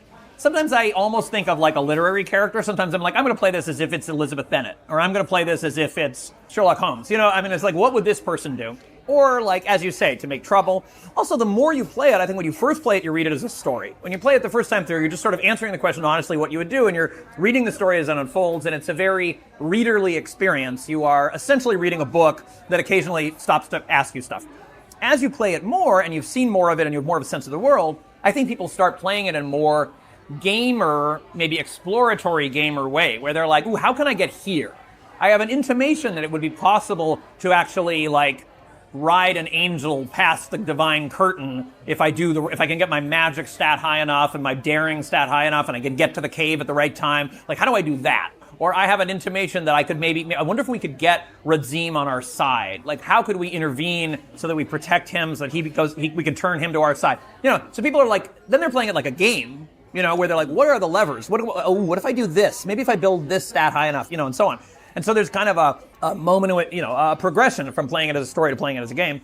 I have feedback from the beta testers, and then in terms of the like online and on the forums, from once it shipped, from the people who were playing it and were talking about it on the forums. They have very active forums, and I also have there's these achievements in Steam. So in a Steam game, you can say if a player achieves this, then like give them a gold star in Steam. You know what I mean? You've captured 3 red dragons or whatever, and I used those both as a humorous element sometimes, because it's sometimes funny that you were getting achievements for something, and as some guideposts to the players to give them hints, like it's possible to do this, right? It's possible to run off with the klezmers and become a traveling musician if you play your cards right. How do I get that? So people often look at the achievements as like kind of a guidepost, like, ooh, I bet this is possible in the game. How do I do it? But also they're good for me for tracking, because I can see how many Steam players have done. Is it only thing. in Steam, or can I you get see, the did me playing it have everybody gets the achievements, so the achievements exist no matter what platform you're playing it on. But the data I get is best from Steam. So people playing on Steam, I can see what they're doing. Whereas on Choice of Games, it's not so easy to. I know, because in that particular game, Yeah. you have 68 achievements Yeah. and 21 hidden ones. Yeah. Are you aware of how many people have hit how many? For the Steam players, which is like a quarter of the players. A Okay. quarter of the players playing on Steam, I can see them. I can't see everybody else. So are you aware whether anyone has a perfect score? I think that Has someone gone on and played it again and I again know and that again every and achievement- gotten 1,000 points? I know that right? every achievement has been gotten by someone. I don't actually know if Okay. any individual has gotten all 1,000 Because I'm points. sort of wondering about that. Yeah, You know, but how many- but I was very pleased that, because some of them are really obscure. Some of them are like, it would be very hard to get here, but all of them have been gotten by someone. Like everyone has gotten, all the achievements have been achieved. So, And why were there hidden ones? What was the purpose of that? oh, the reason that they're hidden? Yeah, why is it just not? I mean, unless there's some exist. Like Yeah, if you look at the yeah, list, exactly. you say, Well, I can aim for I mean, these. basically spoilers. Like there's some things that okay. the nature of the achievement itself sort of spoilers something, like reveals some aspect that I don't know. It's always a judgment call, but a lot of them are hidden just because I want them to be a surprise. I don't want to, already having them on the list would dilute, yes. the tension somewhat. And there's one choice that I went back and tried a couple of times to see what the effect would be, and I'm not quite sure whether I perceived it. There's one section of the game where they ask of the character, why can you speak Russian? Yeah. And there are a variety of choices. And one of the choices is, I read books. Yeah. I learned it from books. And Right. then it's like, what books? Right. And so then you've got the choice of War and Peace or the Brother Right. Karamazov. The Idiot. Yeah. And things like that. Anna Karenina. And then if I go through and choose different books, I don't know that I perceive what then happened. If I chose War that's a and great Peace question. That's a versus great the Brother question. Karamazov, does that mean I learned something different about the meaning of life? Yes. Because the In a response, way. from the narrator is that, you know about such and such. You learned about loss. Or you learned about, Right. But in terms of gameplay, what happens It as a is result relevant. of I mean, that? that's a great question for illuminating like kind of the nature of the structure of the game, and like as we were talking about the tools that the company gives you. So some choices are really branching choices. So there are choices in the game where it's like, do you want to sneak into the garrison and try to sneak behind the garrison into the outbuildings and try to steal something, or do you want to go talk to the guy? And those are really branching. Like those are different plots.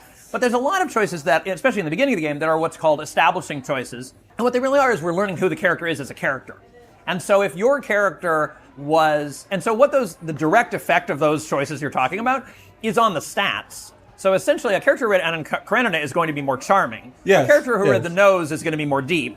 A character who read War and Peace is going to be more daring. The idea is that you were shaped by these influences, and so your character is partly, you know what I mean? If War and Peace was the thing you were up all night reading with all these dashing officers and whatever, then later in the story when you try to do daring things, we're going to see that is part of your character. You can pull it off a You little can pull it more. off. Okay. Whereas if you are reading Anna Karenina and it's all of this high, like love and talk, like courtly intrigue and whatever, you're going to be more charming because you're going to have that in your toolbox. You know what I mean? So it's, that kind of things are often like establishing choices, but they don't necessarily have a dramatic plot effect. It's not like if you read War and Peace, something totally different is going to happen in the story. It's more just like we're learning who the character is, and we're kind of building an idea. As you play the first chapters of the game, we kind of build this idea of who the character is. And if you go to the sort of stats page, you can open up the stats page. You can kind of see the game's take on like how daring are you, how charming are you, how canny are you, how learned are you, and that's I noticed that. Yeah. Now, did you learn how many people chose to be, I won't say male versus female because even that it's a breakdown after you've chosen. But I mean, one of the first choices you get to make is, you got mud all over you. And it's, I've got mud on my pants or I've got mud on my dress. Yep. And then that devolves into, so you're a woman. Well, maybe I'm a woman, but maybe I'm a man in a woman's body, blah, blah, blah.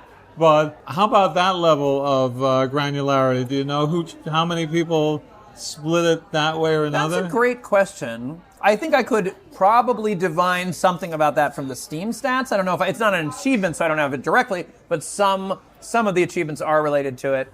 I don't think I don't off the top of my head know. It's a good question. Well, I found it interesting because I played both and invented varieties. And the idea that when I chose to be female presenting, that later on when it was seen, when the person I am is trying to stop someone from raving in the town square, if I'm the male, I get in a fight and get beaten up. If I'm a woman and I touch the guy, I sort of get slapped and everyone rises up. Complains about him hitting a woman. Yeah. How could you be hitting a woman? Kind of thing. So things do have that level of effect. Yeah, well, and all of the choices you make, I want to be consequential. Like, I want everything to matter. Even subtle things, even like how daring you are, how much you want to run off to the city versus stay at home, colors your impression of things. And even just the descriptive text is sometimes different. I did want for gender not to be...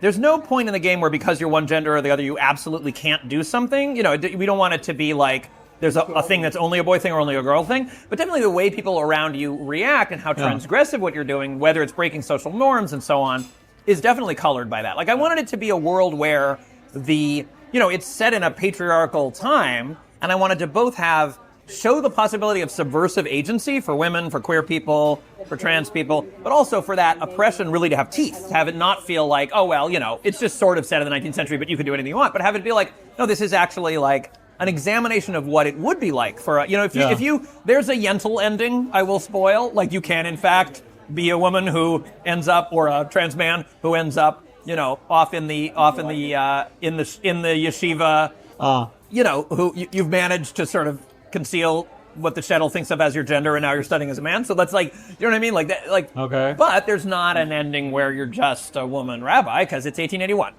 In talking about the game, I find myself thinking, I don't want to say this or that because it's spoilers. It's too spoilery, yeah. But on the other hand, since things both happen and not happen, is anything really a spoiler because things do and don't happen? So, I don't know. I feel like there's some excitement, at least the first time you read, in discovering certain things. So, I don't know. I try not to, explicitly say everything, but I mean, it is obvious from the beginning that, like, there's the looming threat of a pogrom, for instance. So, it's no surprise that in some playthroughs a pogrom happens, for instance.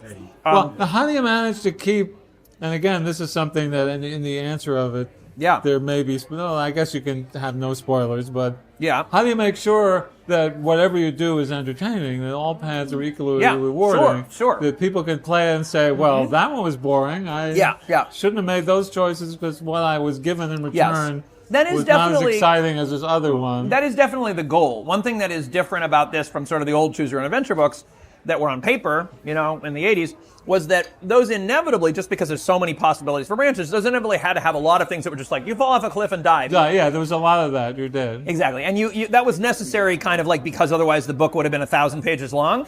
But in this technology, you don't have to do that, so you really want every possible playthrough to be satisfying. You want every arc to be interesting. And I think that is complex. It's funny because when I first wrote the first draft of it, I feel like I was pulling my punches a little. I had a lot of saving the shtetl and not very much the worst case. And then I went back in revisions and added more darkness, more of a how bad it could get. And I actually feel like that is some of the best. I think that's one of those funny things where I think players are trying to win, so they often avoid that, the worst case.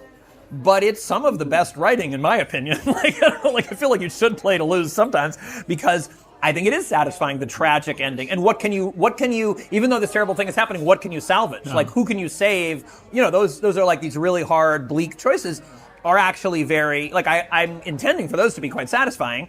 And then, of course, winning is satisfying. Well, then the thing is, what is winning? I mean, sure. What is winning? Is winning to have the playthrough have an ending that makes you happy because that's what you wish would happen? Right. Or is winning, I unlocked more achievements and got closer to 1,000? Sure. So, that's true too. Which, of course, I did not realize the first time through. I played it one time through, had a score, and then started over. I thought I'd be zeroed out. Oh, okay, yeah. Because I thought, the goal was to get the perfect score in one whole playthrough. play, as opposed to unlocking that different makes things. along sense. different Yeah. paths. I didn't realize that. Right. I said, oh, I got all the way up to 250 or whatever, and now I'm down to 0. Sure, But no, sure. oh, look, it's still there. Sure. So that Well, when I- surprised me as an inexperienced game player, I guess. And there's a bunch of stuff like that that's sort of like conventions of this kind of game that are sort of like a little opaque unless you know them, and that's kind of inevitable with any kind of genre, really.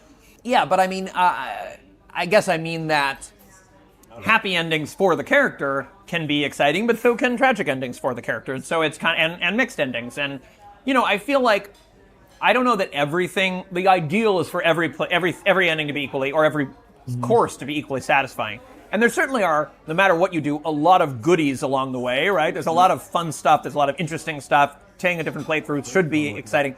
I do feel like there are probably zones that are not as I sort of feel like the middle, where things sort of muddle to a rough conclusion, where it's sort of like it's okay, but not is maybe not as punchy as some of the upper and lower registers. I mean, you can't. It's not always. Well, there are some scenes where there are tough choices to be made. I mean, I'm just thinking of the one that's a tough one, which I don't think is a spoiler, where there's a temptation put before the character, where let me help you, and if I help you, here's a trade-off. No, let me help you, and here's a trade-off. And I think there may be 4 or 5 possible forces that will aid this character, but there are trade-offs involved, and then you either have to choose one of those or say, be gone, I choose none of you, I'll figure it out. Yeah. I mean, I like hard... So those are pretty heavy 100%. choice that I think of all of the moments when I had to pause for the greatest amount of time. That was probably it. It's like, okay, these prices to be paid are large and varied, and which do I want to have happen? Right. Yeah, I think that I like hard choices, right? I mean, that's what would make a game interesting. A game interesting if they're sort of strategically, should I do this or this? If it's a no-brainer, then it's not fun, right? So there's kind of like, you want things to feel narratively like the character being torn between different possibilities is very, that's sort of a lot of the juicy stuff, in games, I think. Yeah. So in narrative in general. If you were playing this, let's say you knew nothing about it and it was yours, what path would you be going along through? Oh, that's interesting. I mean, I think I do often play these games first as myself, right? I do sort of, but you're asking me what would my stats be? I think, I mean, would high, would learned things and turn out deep. well? Would you stop the things you want I don't know. Good question. I mean, if I didn't know, I guess we'd see. If I didn't know, I know the game, but if I didn't know the game, it's interesting to see what would, I'd have to see. Like, it would depend on what gambles I took and whether they paid off, I guess. I don't know. I think I certainly would be interested in the magical world. And I think also, at least if I was, maybe not if it was 100% reality. I don't know if I'd be more cautious, but certainly that would be a temptation. And also, I think I would be, I'm more like Dovin than like Rivka. So I think I would be probably interested in kind of building solidarity with the peasants. You know what I mean? I think that would be, I think one of the reasons that this game drew me in and occupied me is because I am very interested in the project of solidarity across difference. And so you're not running off with the klezmer musicians and turning your back on your people kind of thing. Probably I'm not. I mean, again, it was fun to write because so that's, it's like all the characters are you, like everything's in there. Like this, obviously all the paths are some part of me because I wrote it, but probably I would be more likely to be, probably my dutiful would be a little higher than my defiant. Yeah. Well, and it's a way, I guess, a game like that is a way of having it all. Yeah, exactly. At the same time. Exactly. That is a lot of what's appealing about it is you get to explore every possible path. So having gone through this experience, and I don't know how long the actual writing time.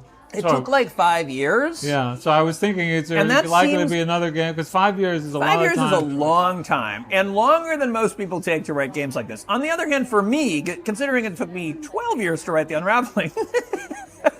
Was it only 12 years? Because I was going to ask about that. I don't know if I thought it was 17 or something. I mean, it depends from when you count. Like, from the first germination of the idea, it might be longer. I see. It was 17 years after your first story was published, The Unraveling comes out, I think. Yes, but I didn't start The Unraveling in earnest until... I don't know what counts as the beginning. I know that in WisCon of 2012, I had a first draft of Swords that I showed to some people and got some feedback that made me go back to the drawing board. So like there was definitely a version, I don't even think it was called The Unraveling then, but there was a version of the book in 2012 already. And it didn't get published until 2018, the German version came out. Yes, but go back before that, because Yeah. I had thought it began in 2003 in the Blue Heaven workshop. Was it a story that you submitted, or was it with the same characters as opposed to a piece of a novel? I think in 2000... That's what you claimed in some interviews. Well, right? I know that I was kicking around the idea. I don't even think it was a story yet. I think in 2003 in Blue Heaven I was having conversations about kind of the character of Sockt, like the idea, the original idea. The Unraveling changed so much over time, but the original germ of it, I think I was kicking around at that idea, like the sort of premise idea, which was really the idea that I was kicking around in the Blue Heaven workshop in 2003 didn't really end up in the... It's only, if you read The Unraveling, there's a letter at the end where Thave is writing to Sockt. Thave is this very long-lived alien character who lives on the planet and is sort of a survival consultant for the civilization, and is writing a letter to Sockt, who is this sort of character who's like a sibling of Thave's, who's been wandering around from different civilizations trying to keep them from collapsing, and kind of a very 10th or 11th Doctor Who kind of vibe. And that little letter in the epilogue is sort of the only thing that's left of the original A-plot of the original book that would become The Unraveling. Okay. Like, that was the main plot, and the whole thing that became The Unraveling with Fift and Shreya and everything was kind of like a B-plot. Like, it was... I cut 40,000 words at one point of the A-plot. I mean, the A-plot just ran aground, and I cut it out and started over making the B-plot the main characters. But it was kind of like... It was going to be kind of like that Sockt and Thave, that their world was kind of like this high-level superhero, grand stakes, you know...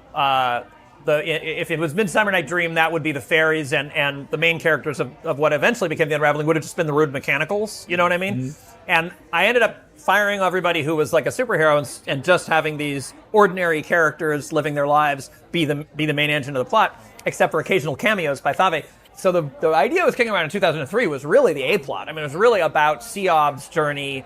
And there's a story, Sockt and Thave figure more prominently in a story that I then later published in Asimov's called Bereft I Come to a Nameless World. Well, I know there was that story in Solaris Rising that was related Solaris to... Rising had, I think, Fift and Shreya, a Fift and Shreya story, which is sort of like a coda, that was really more of a piece that became part of The Unraveling. But the Bereft I Come to a Nameless World is really the remains of what was the A-plot of The Unraveling, which I may still do something with some of it, but that was like this sort of grand stakes, many worlds, more classically space opera plot. And what I ended up doing was, a much more constrained domestic thing. Now, having read The Unraveling, let me tell you about before having read The Unraveling. Before having read The Unraveling, I knew that it took a long time to get written. I don't know why I knew that, maybe from reading an interview with you. Yeah. And while reading The Unraveling, I said, now I understand why it took that long to read. It is a very complicated story told in I won't say told in a very complicated way, but, the nature of the physicality of the characters, the nature of the gender of the characters. Yes. Keeping that straight in your head was probably an extremely difficult thing.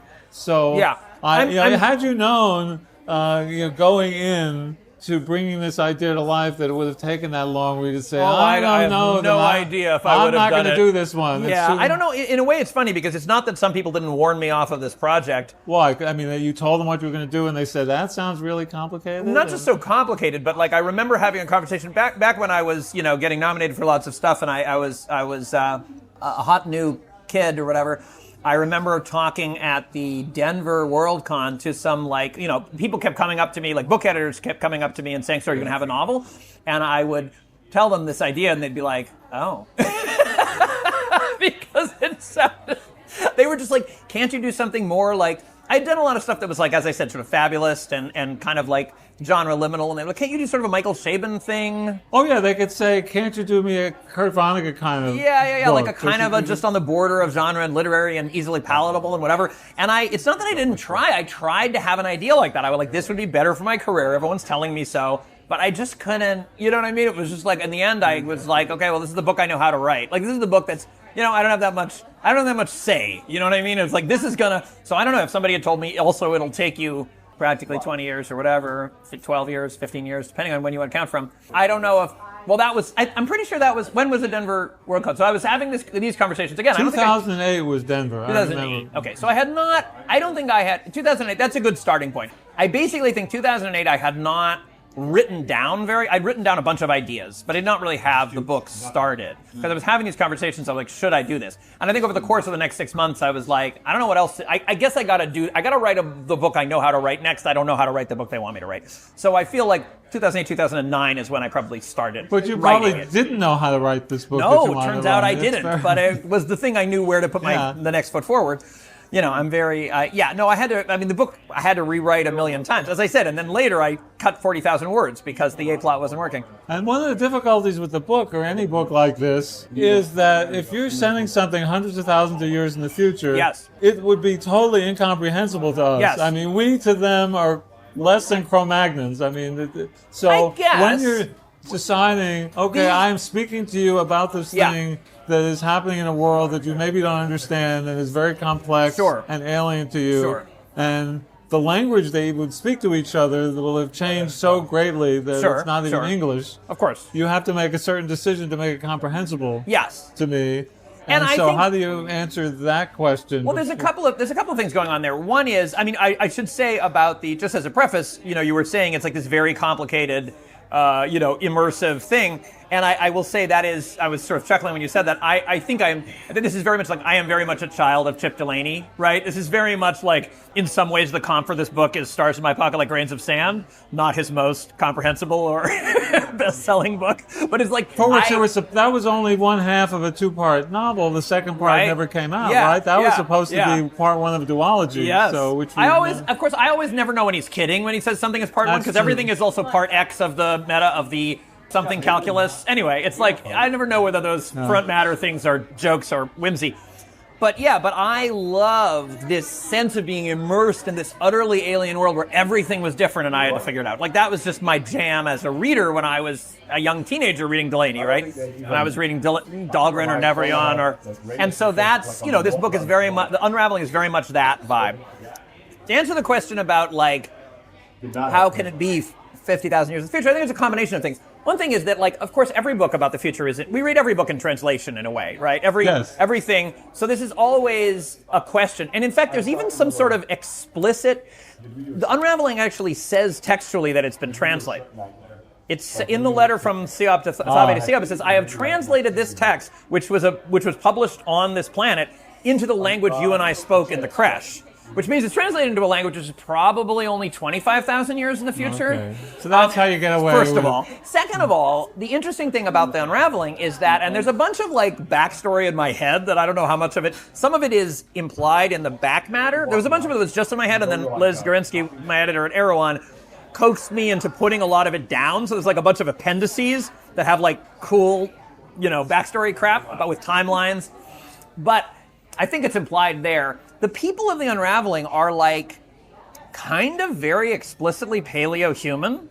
Like, they are paleo-human stock. So in my head, at least, there was a period where these sort of original stock humans were just being like preserved as kind of a historical project.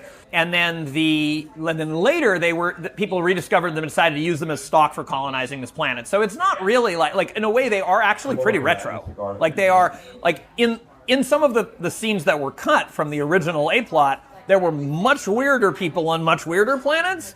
This actually is sort of like, they're pretty much us. So there is stuff in headcanon that didn't make it to the page. Yeah, I think some of it, as I said, is sort of implied in the back matter. Because if you say, well, how exactly did we get from here to there? There's stuff implied as opposed to spelled. And the thing is that I don't need my headcanon to be right. Like, I'm very much on the author is dead guy. I think that when you write a book, you're writing 50% of the book, right? You have these mental structures in your brain, and then you put them into a bunch of little marks on paper, and it's ridiculous how compressed that is. Like, everything that's in your brain, and then it gets into these tiny little marks on paper that are, effectively meaningless. And the only time that the tiny little marks on paper mean anything is that some reader looks at them and recreates an entire different edifice in their mind, but it's a totally different edifice. Thank you so much. The chance that the reader is going to recreate exactly the same neural structure that you had is zero, right? They're always, anytime you write any word, they have a totally different set of associations with it. If you write, his mother called him, like, the stuff that lights up in their brain when you say the word mother is totally different than the stuff that lights up in your brain, right? It's just a work of translation. Yeah, the reader is doing 50% of the work of creating the book. So, you're just trying to afford certain probability space of what they might imagine when they're reading the book, but you can't really nail them. Sometimes writers are like, I don't know, I had Bradley Denton at Clarion, and he was like, the reader is mine, I want to nail down exactly his interpretation. And I was like, it's not going to good happen. luck with that, buddy. So my headcanon is that that's how they got in the future, but, if it's not in the book, you can make up what you like. You don't get to... So one of the issues of working on this book with so long is life changes, society changes, you change. So you've been thinking about this thing for more than a day, however long you've been thinking about it. Thinking about it since 2003. Thinking about it is fair. So it was at least one of the things that 15 makes years. two things that I think about that relate to this. One is, in effect, you were collaborating with your younger self. Yes. That's what I ended up thinking when I first heard how long it took to write Ulysses or Finnegan's Wake. The person who finishes the book isn't the person who began it. So you're going back and revising with your earlier self. So 100%. you've got that issue that...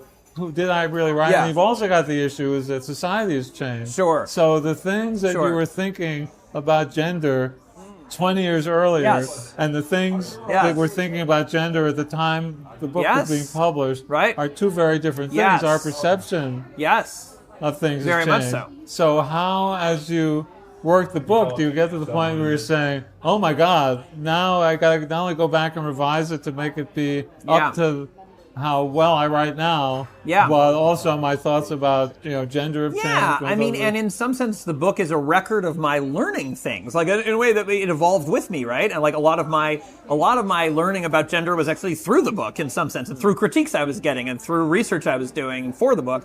I don't know, like there's a couple of stories about that. I mean, one thing that occurs to me as you say it is like, if it's true that I was thinking about the book in 2005, right? When my daughter was the age that Fifth is in the first chapter, and I finished the book when my kids are the age that my kids were teenagers, like Fifth is in much of the book. So it's like me as parent. It's a lot of the book is about parenting and it's complement childing, right? So like I was living during the course of composing the book, I was living through like the age, the things that some of the things that Fifth's parents go through, in parenting Fifth over the course of the book, right? And so, certainly my kids were a huge influence and they're dynamic because they're, my daughter's 3 years older than my son, and like in sibling order, like birth order looms very large in the book. It's like a big force of it's like a society in which that's like very valorized, and that was like, of course, very much from observing my own kids. Another thing that's funny, I mean, I'll get to gender last, but the other thing that's funny is the book involves a global decentralized revolution, right? Where it's sort of like people talking to each other and things happening and responding to each other. It's not like a leader. There's not cadres. It's like just happening because of effectively social media, I guess. Not really. Like it's panoptic YouTube. Everybody sees everybody else. And there's the feed. So it's like in-brain Reddit plus in-brain panoptic YouTube. Anyway, but I was always conscious of like what current phenomenon people would be resonating with when they thought about this revolution. And so when I first read the reader, when the reader read the book, like what they would be put in mind of, because for a while it was just theoretical, and then Occupy happened, and I was like, oh, people are going to be thinking I'm talking about Occupy, and then the Arab Spring happened. Like the book was so long that it was like Occupy, and then the Arab Spring, and then I don't know, like something, and then Black Lives Matter, and I don't know, like the January 6th. Like there were so many like reference that could be like the thing you would think of over time, which inflects, what I wanted to do with it, because I didn't want to be, I remember when there was all this talk during Occupy of like, I had all this satirizing of sort of like a leaderless revolution and like the comical aspects of that. And there was a certain point during Occupy where that was a little uncomfortable, because I was like, people were sort of weaponizing that against it. They were sort of, this is so long ago that it's hilarious to remember, but people were sort of like mocking the idea. There was all this is like just of the people and grassroots and bottom up, and then people were mocking that, and I was like, oh, I don't want it to read like I'm mocking that, because I actually kind of like the idea. Anyway, well, also there'd be too much specificity there that they think, well, oh, you wrote the book. I had written it way before, but then people don't know that. Exactly. If the world catches up with you, then they think that you're then they following think you were writing the, about that. Yeah. Exactly. But anyway, so it was so long that it became multiple revolutions, over the course of my writing. And about the gender thing is interesting because I remember in 2012 when I took it to Wisconsin. So I probably started writing a draft 2008, 2009, and I took it to Wisconsin in 2012 in a very early first draft. And I remember, I don't think it was done, and I remember Megan McCarran gave me an absolutely scathing and indispensable critique. I mean, saved the book, really, because of these two genders that I had, what became the Veils in the States. And she was, at the time, they were kind of malformed and they weren't really working so well. And she was basically like, you've just taken everything you don't like about being a man and moved it to women. I was like, oh my God, that's so dark. But it was true. And then after that critique, I think also I had been sort of, at the time, I was like, nobody's going to read a book with neopronouns. Like, I've got to use he and she just for legibility, even if I assure the reader that it's not actually males and females. And then, after I had that critique, I was like, wow, I am unintentionally letting these pronouns color my own interpretation. So I'm going to write it with neopronouns. I'm going to use neopronouns in my actual composition of the text. And then, because Scrivener has this feature, I'm going to compile two different PDFs. One in which veils are he and stades are she, and one in which veils are she and stades are he. I'm going to read the scene twice because it reads totally differently. If you have he said to her, shut up and kiss me, or she said to him, shut up and kiss me, those land very differently. Like you are even if you know that these don't refer to men and women and they're different genders, it colors your reading. So I was fascinating throughout the process, trying to make sure that it worked both ways. Like it had to be just as valid if it was she, he, as if it was he, she. Like I wanted them to be equidistant, right? I wanted veils to feel equally, like I wanted people to be, I knew probably people were constantly going to try to, like their brains were going to want to decide which were the boys and which were the girls, and I wanted to constantly frustrate that. Like I wanted to constantly undermine whatever conclusion they'd come to about which were the boys and which were the girls. So I wrote it that way, but the neopronouns were just an internal device that I was using in my document, internally as part of my process, and I figured out I'll have to compile it. At the end of the day, I'll have to publish it as one of these two. I'll have to pick at the end. Maybe I can do some kind of dictionary of the Khazars thing. Maybe I can have an online version with the other version. Like it has to be one or the other. But you used V and Veer and C and Seer. So that's Liz Gorinsky. Which are ones that are actually in use now. They are actually used. You didn't come up with something. Well, yes, and that's part of the reason is when I made up my own just internally, they were kind of unpronounceable. It was like Bixi and Pixi or something. I was just using them as a placeholder. In my mind, that's what they were. No. But they weren't really, they didn't flow. I couldn't inflict that on a reader. And I tried to make up my own. And I remember talking to Liz Gorinsky, which is very funny because you would expect that the narrative that we're told is that the writer would be the one who is like, I have grand, bold visions, and that the editor would be like, that's not commercial enough, you have to dial it back. But in fact, I was like, Liz Gorinsky was like, why don't you just use neopronouns? And clearly these aren't men and women, why don't you have the courage of your convictions? And I was like, will anyone read that? Like, it's very funny because I'm the Gen X author talking to my millennial editor being like, are you sure we can do this? And she was like, go for it. But back up a second here now. Liz Gorinsky doesn't come in until it's published in an English language edition, right? In German, it was. Yes. So back it up a little. Also, there are no good neopronouns in German. It was published 3 years earlier. It was published 3 years earlier in Germany. Yes. And you probably drove a German translator. Oh, that was a fascinating story too. And so then there was, take me a little bit through the business side of it. Yes. So, you decide I'm done. I'm finally done. Yes. I'm ready to do it. And why did the Germans get The reason the German happens first is partly because, here's the thing, Germany is a much smaller public. I live in the German-speaking world, right? I live in Switzerland. I know some Germans. I know some German editors. Karsten Polzin, I think, I may be getting his name wrong, had reached out to me when I published some short stories and had said, do you have a novel? We'd be interested, for Piper Verlag, which is a really good German press. So I had that in my back pocket. This was like 10 years before. I think 10 years later, I followed up in the email thread and was like, by the way. And the reason I did that is because you don't need an agent in German-speaking Europe. Like it's not big enough to have agents. It's not big enough for agents to have anything to do. It's so not they really, take submissions from because there's like not us. that many. Okay. It's a so much smaller world. Germany is, 60 million people?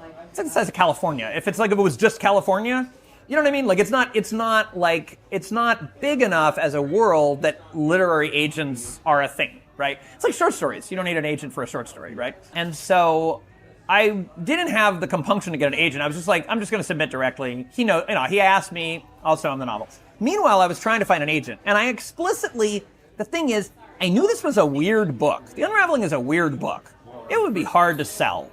Also, I knew a lot of people, so maybe I could sell it myself, but I didn't want to, because I wanted an agent who would be up to the job. You know what I mean? I want an agent who would see this book believe in it. and be like, oh, I'm going to sell this. Like, yeah, it's weird, but I'm going to do this. Because if you're just coming with free money, you know what I mean? Even if the agent is like totally principled and ethical, but obviously if you're like, this book has already been sold, I've proven that it's saleable, then they're going to be far more favorably inclined to it and be like, sure, I'll take you on. Whereas if you haven't sold it and they have to look at this book, and I got a lot of rejections from agents. I got rejected by many. It took me 3 years to find an agent in the US. Went through so many different, and I already started that process before I submitted it in, obviously, because it took me 3 years, and it came out, it was ready to go in 2020, so I must have started submitting it in like 2016 to agents or something. And so I was trying to get a US agent, but it was taking forever. And then I sold it in German. So I was like, okay, well, let's take it in German first. I mean, that's weird, but whatever. So I didn't have an agent, and I had this German editor, and I was like, what the hell, I'll just submit it to him. And then that went really fast. He was like, sure, let's put it out.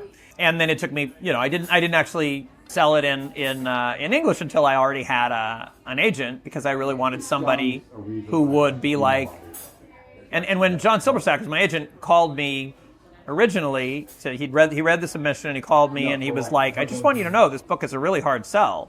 And I was like, yes, I know. Yes, I know. Because it is a book that demands, all the literary agents that I sent it to were like, I don't understand what the hell's going on. This world building is way too complex. And all the science fiction agents I sent it to were like, what do you do? Like, nothing happens. Like, they're just a family chatting and getting a kid dressed. Like, where's the space opera? Isn't this set in the far future? Aren't there supposed to be giant spaceships shooting at each other? You know what I mean? Like, there was no, like, a lot of them were like, I like this book, but I have no idea how I'd sell it, And John Silberstack called me and was like, this is a really difficult book to sell. And I was like, yeah. He was like, good, I like a challenge. I just want to make sure you knew. And I was like, yeah, I know. So I was like, how that's you could great. think you wouldn't know, but Yeah. Well, if depends on how much I knew about the industry. I guess some people have hubris and might think, oh, anything can sell. Surely you'll recognize my genius immediately. Or they're just, not everybody is tapped into the industry. Like, I mean, Anyway, so meanwhile, I sold it to the Germans. And he was okay with that as an agent? You can go make this deal on the side? I didn't even have the agent. It went so fast with it. I mean, I don't even know if I'd even queried him before Right. But John was not interested in, I want to do all world rights. When you said, I'm sure he would. I've done this thing on the side. I mean, he was interested in representing it abroad. It's just that by the time I talked to him, it was already out in German, I think. I see. I mean, I was coming to him being like, I know it's a little weird it came out in German, but I'm still trying to sell it in American. He was like, okay. I mean, it might have been one of the things that made it a hard sell. I don't know. And Germany was okay with how weird and difficult it was. Yes. German science fiction tradition, I feel like, I don't know that much about it, but I feel like there is less. I mean, there's Perry Roden. It's not that there isn't a pop German lowbrow sensibility, but a lot of the dividing line. I think it's a very, even just American, not even Anglo-American, specifically American phenomenon. This very sharp 20th century division that happened between the pulp genres and the sort of highbrow literary genres has a lot to do, I think, with the emergence of English departments, actually, and how they functioned in the early 20th century, and like this division of high and low, and how you had to, because before it was all one thing, and I feel like in continental Europe, the tradition is much more, that's lots of, I mean, Doris Lessing, lots of sort of highbrow writers write science fiction in, like Umberto Eco, Stanislaw Lem. It's not as polarized, is what I'm saying. If you write weird science fiction, kids.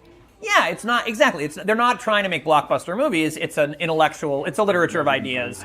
So they didn't seem as bothered. The funny story about the translation is that, of course, because they're a German science fiction press, they publish a lot of things in translations. They have translators. When he acquired it, he was going to get a translator. And they have a process where, of course, if they're acquiring locally with German authors, they work with them. They're the editor, the developmental editor. But if they acquire things from abroad, they translate them and they publish them. And so about, like, they've acquired this, they're working on it, time goes by. At some point, I call them and I'm like, how's it coming? Can I read the translation? And they were like, oh, you read German. You do read German. Oh yeah, I read German. I mean, at this point, I've been living in Switzerland. At this point, I'm having this conversation. I've been living in Switzerland for 20 years. My day job's in German. Like I read business German. You know what I mean? Like I couldn't write it in German. I don't have that level of literary. There's a whole other. So you're not about to do your own translation. No, because there's a whole vast sea of literary. I can read anything in German, but I don't know if it's good. You know what I mean? I'm constantly showing things to my wife, and I'm like, is this good? And the aesthetics and the sensibility are beyond me. I no longer ever find a piece of German text I cannot understand. Like I understand all of German, but but that's very different than a literary sensibility. So anyway, I was like, yeah, I read German, and they were like, oh, you want to read it? And I was like, yes, I want to read it. And they were like, can you have comments back to us in like a week? I was like, a week? You want me to read my novel in German in a week?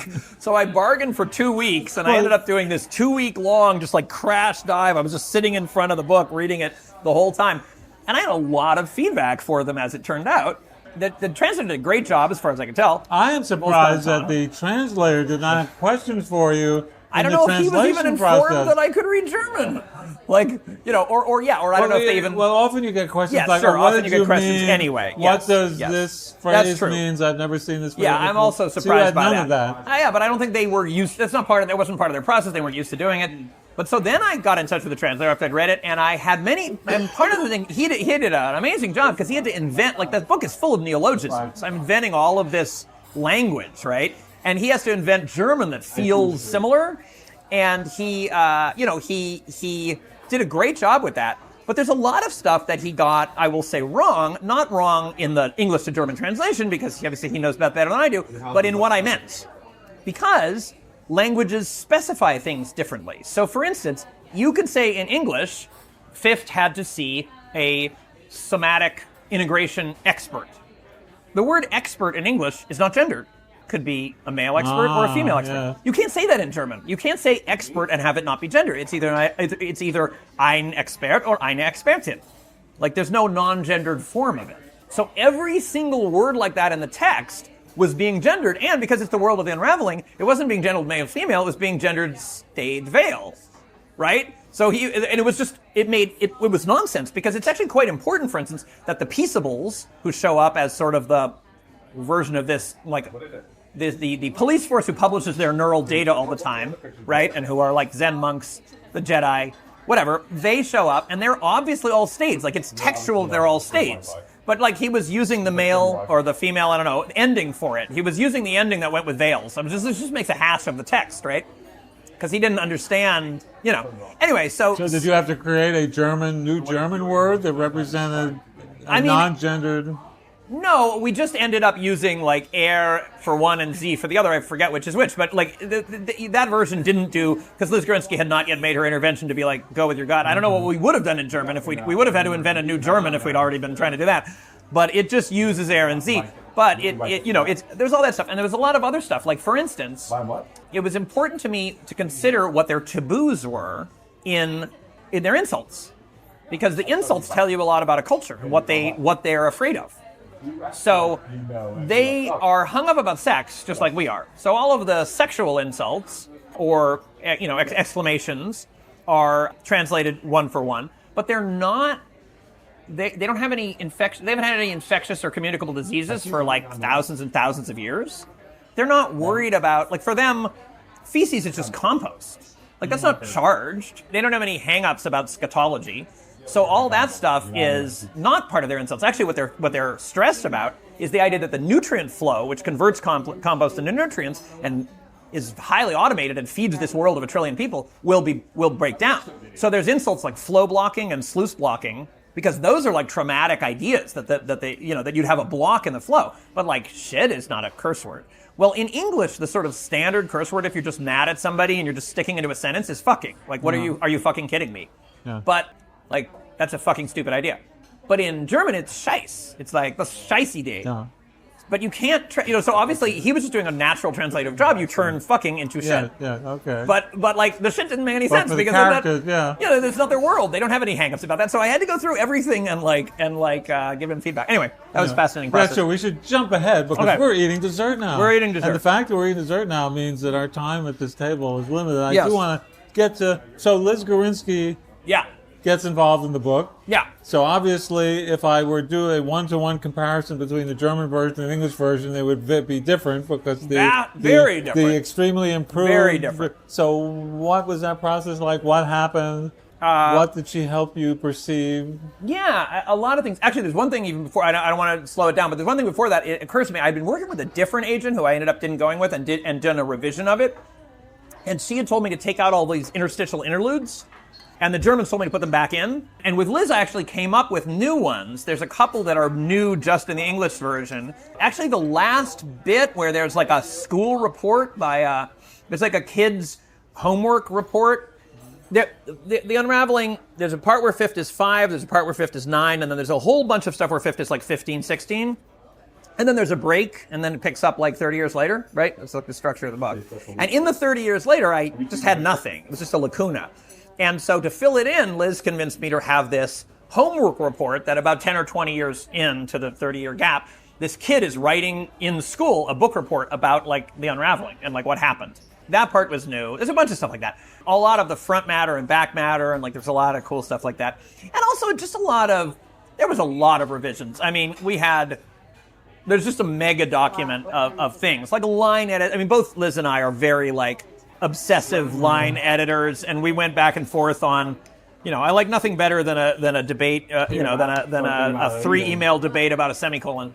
And to the extent that I'm more like that even than Liz, so I would end up annotating this Word document and being like, you don't want to read all my explanations, so if you like option 1 or option B, just take those and let's move on. Otherwise, here's my reasoning, right? So like, just don't read most of this if you like either of these changes. So anyway, so there's a bunch of revisions. But saliently, like the biggest thing was that Liz was like, let's just go with the neopronouns. Like why, we can take it. The world is ready for the. So it's all. So but it's all the neopronouns we know, as opposed to, I know you said you were coming up with ones you said were unpronounceable. Part of my resistance was that I couldn't invent ones that I liked. I kept trying them and they were quirky. And Liz was like, just use real ones that people use. And I felt weird about that until, this is very funny. This is very much like how my head works. And what we were talking about, how a lot of it is headcanon that like doesn't even make it to the page. I felt uneasy about appropriating real people's neopronouns. I felt like somebody actually out there is using Z really, and I'm just using it as like a fantastical thing in a future book. And I felt very uneasy about this until it occurred to me that I could construct, in my mind, this isn't on the page, a future history in which it's not that I'm just assigning this neopronoun, it's that neopronoun survived. And became a dominant... It flourished and went through, and then it was only in libraries, and then people rediscovered it, and there's a whole future history of how that, it's not that I'm appropriating, it's I'm not appropriating the neopronoun, I'm rooting for the neopronoun you're saying to survive half a million years. Well, at least the 25,000 years, because of course we're reading the document that Thave has translated it into the language that Fifth spoke in the crest. That's so true. it only has to survive 25,000 years. The neopronoun in these several hundred thousand years in the future is the completely unpronounceable ones. Sure, well, exactly, probably. But anyway... I've written stories where it's basically, we're going to call this character such and such because if I were to tell you what the name really is, it would not be pronounceable with your, with your biology, but it sort of sounds like electricity going through a wire combined with the wind on this kind of night. But you can't say it, so let's call them such and such. Let's call them Fred. So there is a translation going on that you're informing the reader. Yeah, you can sometimes make it overt. The House Beyond Your Sky, a story of mine, is very much in that tone where the narrator is like, let us call, this is an incomprehensible thing. Let us use this metaphor, But that's implicit, not explicit in the unraveling, but it's the same idea. Anyway, then I was happy with using the real neopronouns because I was like, okay, I'm not just assigning these, arbitrarily. I'm saying these lasted, So that made me happy. And they work much better. There's a reason that they are, in fact, real neopronouns, because they're pronounceable. Now, you thanked a whole bunch of people who I know in the book, and I don't know if it's because you went to Blue Heaven with them or whatever. You have a Malcolm Motar and Chris Barzak and Charles Coleman Finley. Yeah. I mean, what was their contribution to this? Were they beta readers? Were they just there were friends many of community along the way? I mean, Joyce, it's so long and so much, but I had so many great conversations with so many people, and many people read drafts of it. And many people I brainstormed with. Yeah, I don't know. I don't remember who you said, but Charles Coleman Finley is an amazing story doctor. I remember distinctly like brainstorming with Scott Westerfeld and Justine Lord Lestier when I visited their house. I don't know. It was just like there are many people read drafts over the years. I'm sure Amal read a draft of it back in that era. I don't know. So there's just a lot of. I mean, it always takes a village, right? Like it's usually in some way or another a communal project. It's hard to write a book alone. And this book took so long that it had just so many layers and eras of beta readers at different times. As I said, it was like between 2012, there was definitely like a draft that was read, and then there was a big set of revisions all the way up through, I mean, it came out in German in 2018, so, and at that point I'd been shopping around for a little while, but still tinkering with it. And then, of course, there were revisions after that up until it actually shipped in 2021. We were still doing things with Erewhon. So, yeah, just like a whole archaeology of layers of beta readers, really. So what happens next? Are you 5 years on another game or 17 years on another novel? Yeah, right. What are you planning for the next... That is a great question. I am at a moment in a phase... Like, after having been so deep into both of these projects, of course, Dream Apart also happened in between there. So it's sort of like, and some other things. But, largely I was spending a lot of time just really dug in deep into both of these things, or all three of those things. And I'm kind of enjoying, at the moment, having like a lot of balls in the air, like working on a lot of different projects at once and trying to see what sticks. One thing I'm doing is David Moles and I are writing a tabletop role-playing game. Called Numinous, the conceit of which is that you are playing two characters. One is a sort of traditional PC character, your guy who's wandering around the world doing stuff, like in D&D you have a fighter or a thief or whatever. And they're a post-human, they're a person in a post-human world. So they might be a human, or maybe they're a robot, they could be R2-D2, but they could be a polymorph, they could be a voice in the wall, but they're kind of at human scale. They have like a human kind of agency, right? They're like, I'm over here doing this thing, And then the other character you're playing is a GM.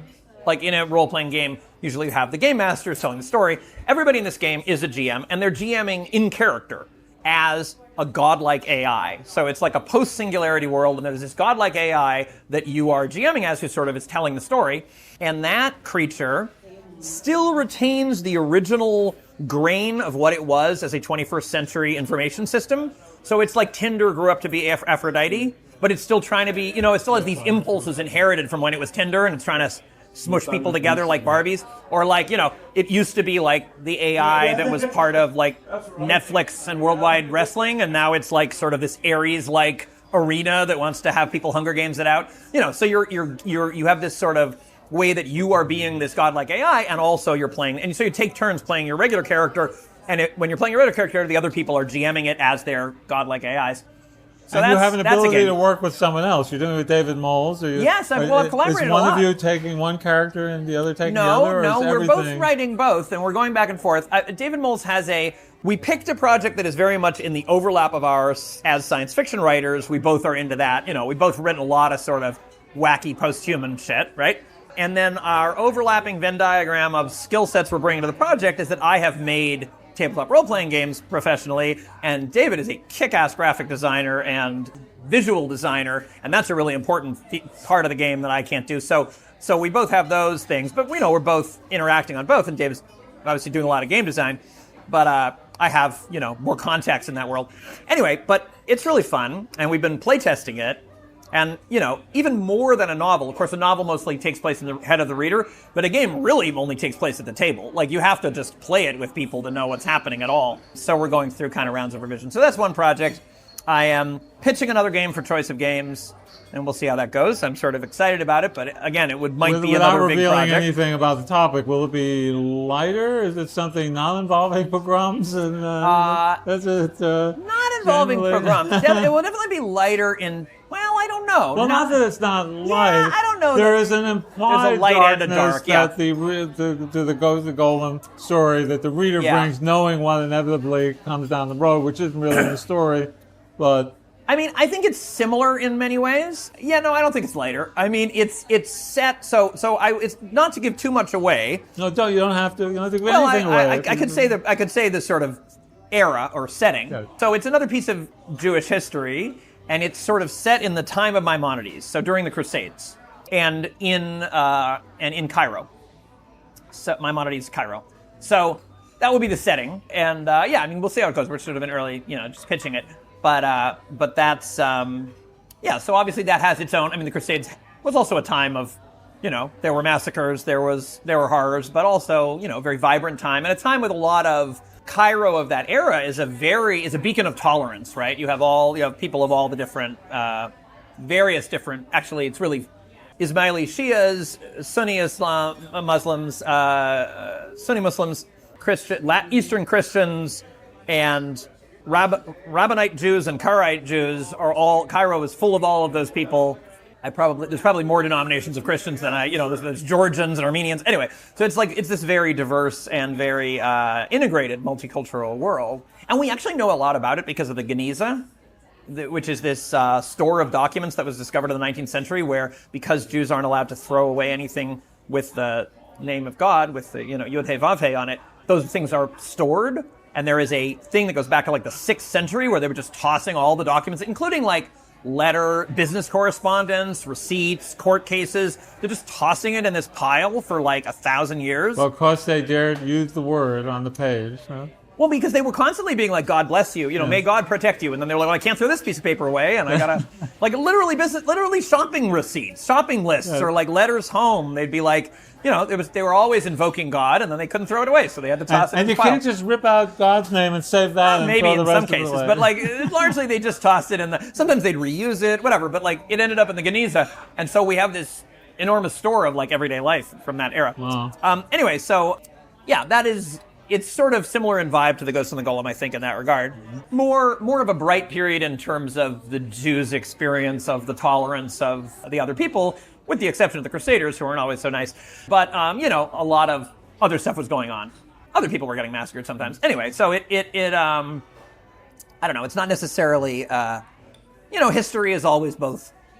People are always living their lives and having joy and finding family, and then also there's always storm clouds on the horizon in one way or another. And you're good at project hopping, meaning you're able to work on many things at once without being distracted or having... At least in this phase, I find it useful. I think at some point you got to dig in and just knuckle down, and you got to put other things aside.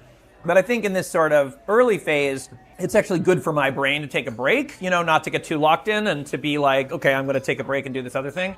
Particularly, I find collaborative projects really fun as a break from solo projects because there's more back and forth. There's more, there's this sort of fun of playing with someone, and then it's their turn, and you can go back to doing the thing you were doing. I will do a bunch of stuff for the game I'm writing with David Moles and ship it over to see what they think, and then I will buckle down and work on a short story or something. I mean, I've been writing some short stories too, in this sort of break between big things. I have a couple in circulation, and one I just sold to. One's going to come out next year from Reactor.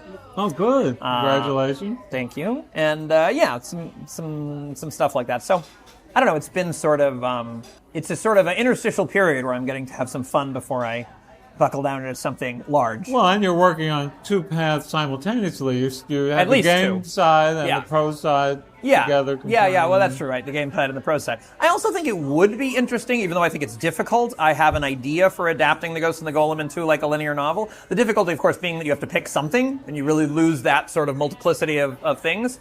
But still, I think there might be something there, a different book. But. Well, and one thing you get out of a game that you can't do in a novel, or you could do in a novel, but there'd be pushback against, because people hate second-person narratives. It's something that we as writers don't mind it, but evidently the average reader does not like an entire novel written in the you. Well, and you get away with a short story. Yes. So I don't know whether you would decide I'm going to lose that. I don't think, I was thinking about this a lot, of course, and I don't think, there are examples of Yes, second-person novels that work well, but they are doing it for a reason that makes sense in the context of a novel, And there's actually no particular reason why this story, if it hadn't been a game first, would be in second person. I mean, when it's in second person and it's a game, you very much associate the you with literally you because you are, in fact, making the decisions of the character. So it is, in fact, in some sense, actually you. You know what I mean? Like, it says you, and that's a fictional character, and then it says, which of these things do you want to do? So you are, at the very least, the actor portraying that fictional character, right? It is directed at you. It is actually asking you.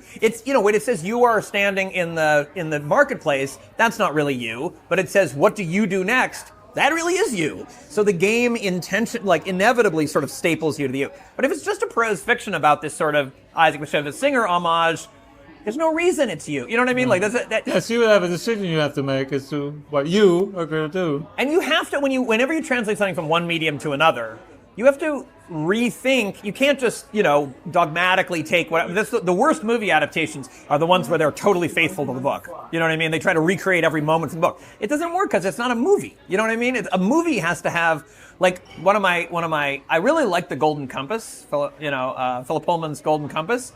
The movie adaptation had great actors, beautiful, glorious sets. Everything was lovingly recreated. It was terrible.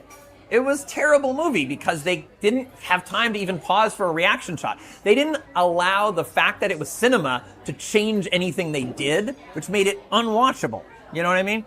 And you got to rethink it for the medium, whenever somebody adapts something, I had a story of mine, Night Waking, adapted by my sister and a writer, Liz Maestri. My sister's a filmmaker, and she made a short of Night Waking that did well in a bunch of festivals and stuff. And it was really interesting because we took a look at adapting it, and I was trying to help her adapt it, and it was sort of humbling because thinking in cinematic language is so different. And when she brought in a friend of hers, Liz Maestri, to do the script, like just the way that things that in the story are very much thoughts in the head were dramatized in sometimes very counterintuitive ways that didn't have anything to do with the way that they had been on the page, but were so telling. Like there's a moment that does not occur in the story, in the film, where you're sort of, a disaster is coming, you don't really know what it is. You're watching this family, you don't even really know that a disaster is coming yet, you just know something's off. And there's a moment where, in an act of frustration, one of the two spouses, one of these two women, throws her cell phone into the garbage disposal and turns it on. And you're just like, holy crap! And it just gives this sense of like, something is not right here. That's not at all in the story. And it's such a visual and auditory moment, and it just takes an instant, and it's one beat in the film.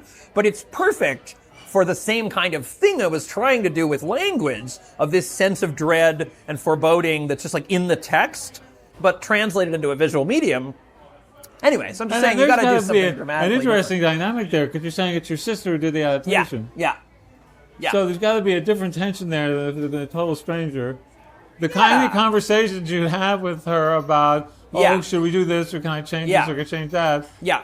I mean, obviously, you're not going to surrender just because it's her, but it does have a different kind of lines of tension between the two. I think we work well. We didn't actually have very much. We work really well together. We did not actually have very much conflict on it, and I think we're both very different. We're both dramatically different in how we think, and also we understand each other really well. So it's kind of like our communication is often very abbreviated. Like, I know what she's thinking. You know what I mean? Like, it's my sister, so it's like, I don't know. She doesn't need to say very much, and I know what she's thinking. And I can guess what decision she's going to make before she makes it a lot of the time. It's kind of funny because, I mean, she's working on another project now, and I'm kind of helping her with it. And it's funny because I am a complicator. You know what I mean? I'm like, you could also do this, and you could also do this. And she is a very quick to decide, and I'm often like billowing out into all these possibilities. And she's like, no, I got it. We're doing this, and she's very decisive. Like she's like, thank you for the input, quick. But I know. Yeah. And we, so we're very different, but we also know each other so well that like, I know that even before I start with all of the things, I'm like, she's gonna pick one within the first 20 seconds, and then we're going with that. So, it's actually pretty easy collaborating with her. But the check is about to be laid down before us, and it's time to get back. So Yeah. we were just talking about what you're working on. Is there anything coming out shortly other than that reactor piece that's going to be coming out? Yeah, I I guess think maybe next the year? reactor piece, unless the title changes, I think the reactor piece is called Regarding the Childhood of Morgan, and I think it's out in November. Let's see, is anything else coming out? I feel like I'm supposed to be promoting something else. Of course, it's a little rocky start, but we've just launched season 3 of Mohan Raj and Rosenbaum Are Humans, which is the Speculative Literature Foundation podcast that Marianne Mohanraj and I host. So that's cool. And also I'm doing I don't know when this will come out, but we're going to teach a writing course we had so much fun teaching, Marianne and I had so much fun teaching Clarion together with Clarion West a couple of years ago that we decided to, but it was online. It was great, but it was also like, we were a little disappointed it was online. So we're just doing through the SLF, we're doing an in-person writing workshop in Chicago. So I don't know when this will come out, but if people want to go to the writing workshop, they could go look at, I think it's speclit.org, and sign up for it. Yeah, do I have anything else that's coming out? I don't know.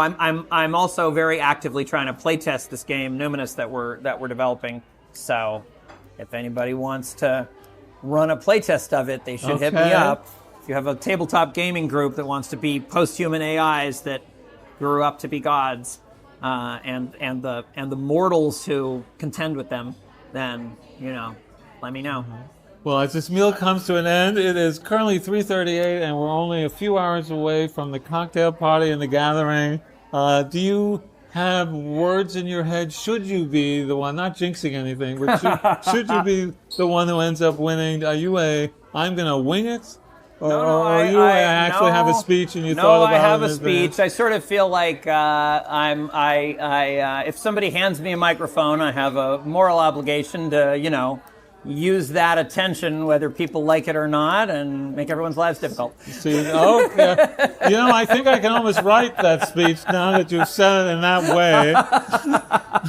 We'll see whether you get that opportunity. But in any case, thank you for coming out today. This has been a wonderful conversation. I'm glad we had a chance. We don't get to see each other often. I feel it has been at least a decade, if not a decade. It's been quite a while. So thanks for sneaking away. And I know you were supposed to have been taking a photograph right Yes, now, I'm late so for We something. only realized. But thanks for doing it. Let's get back there so you can be photogenic. Sounds good. Thanks so much.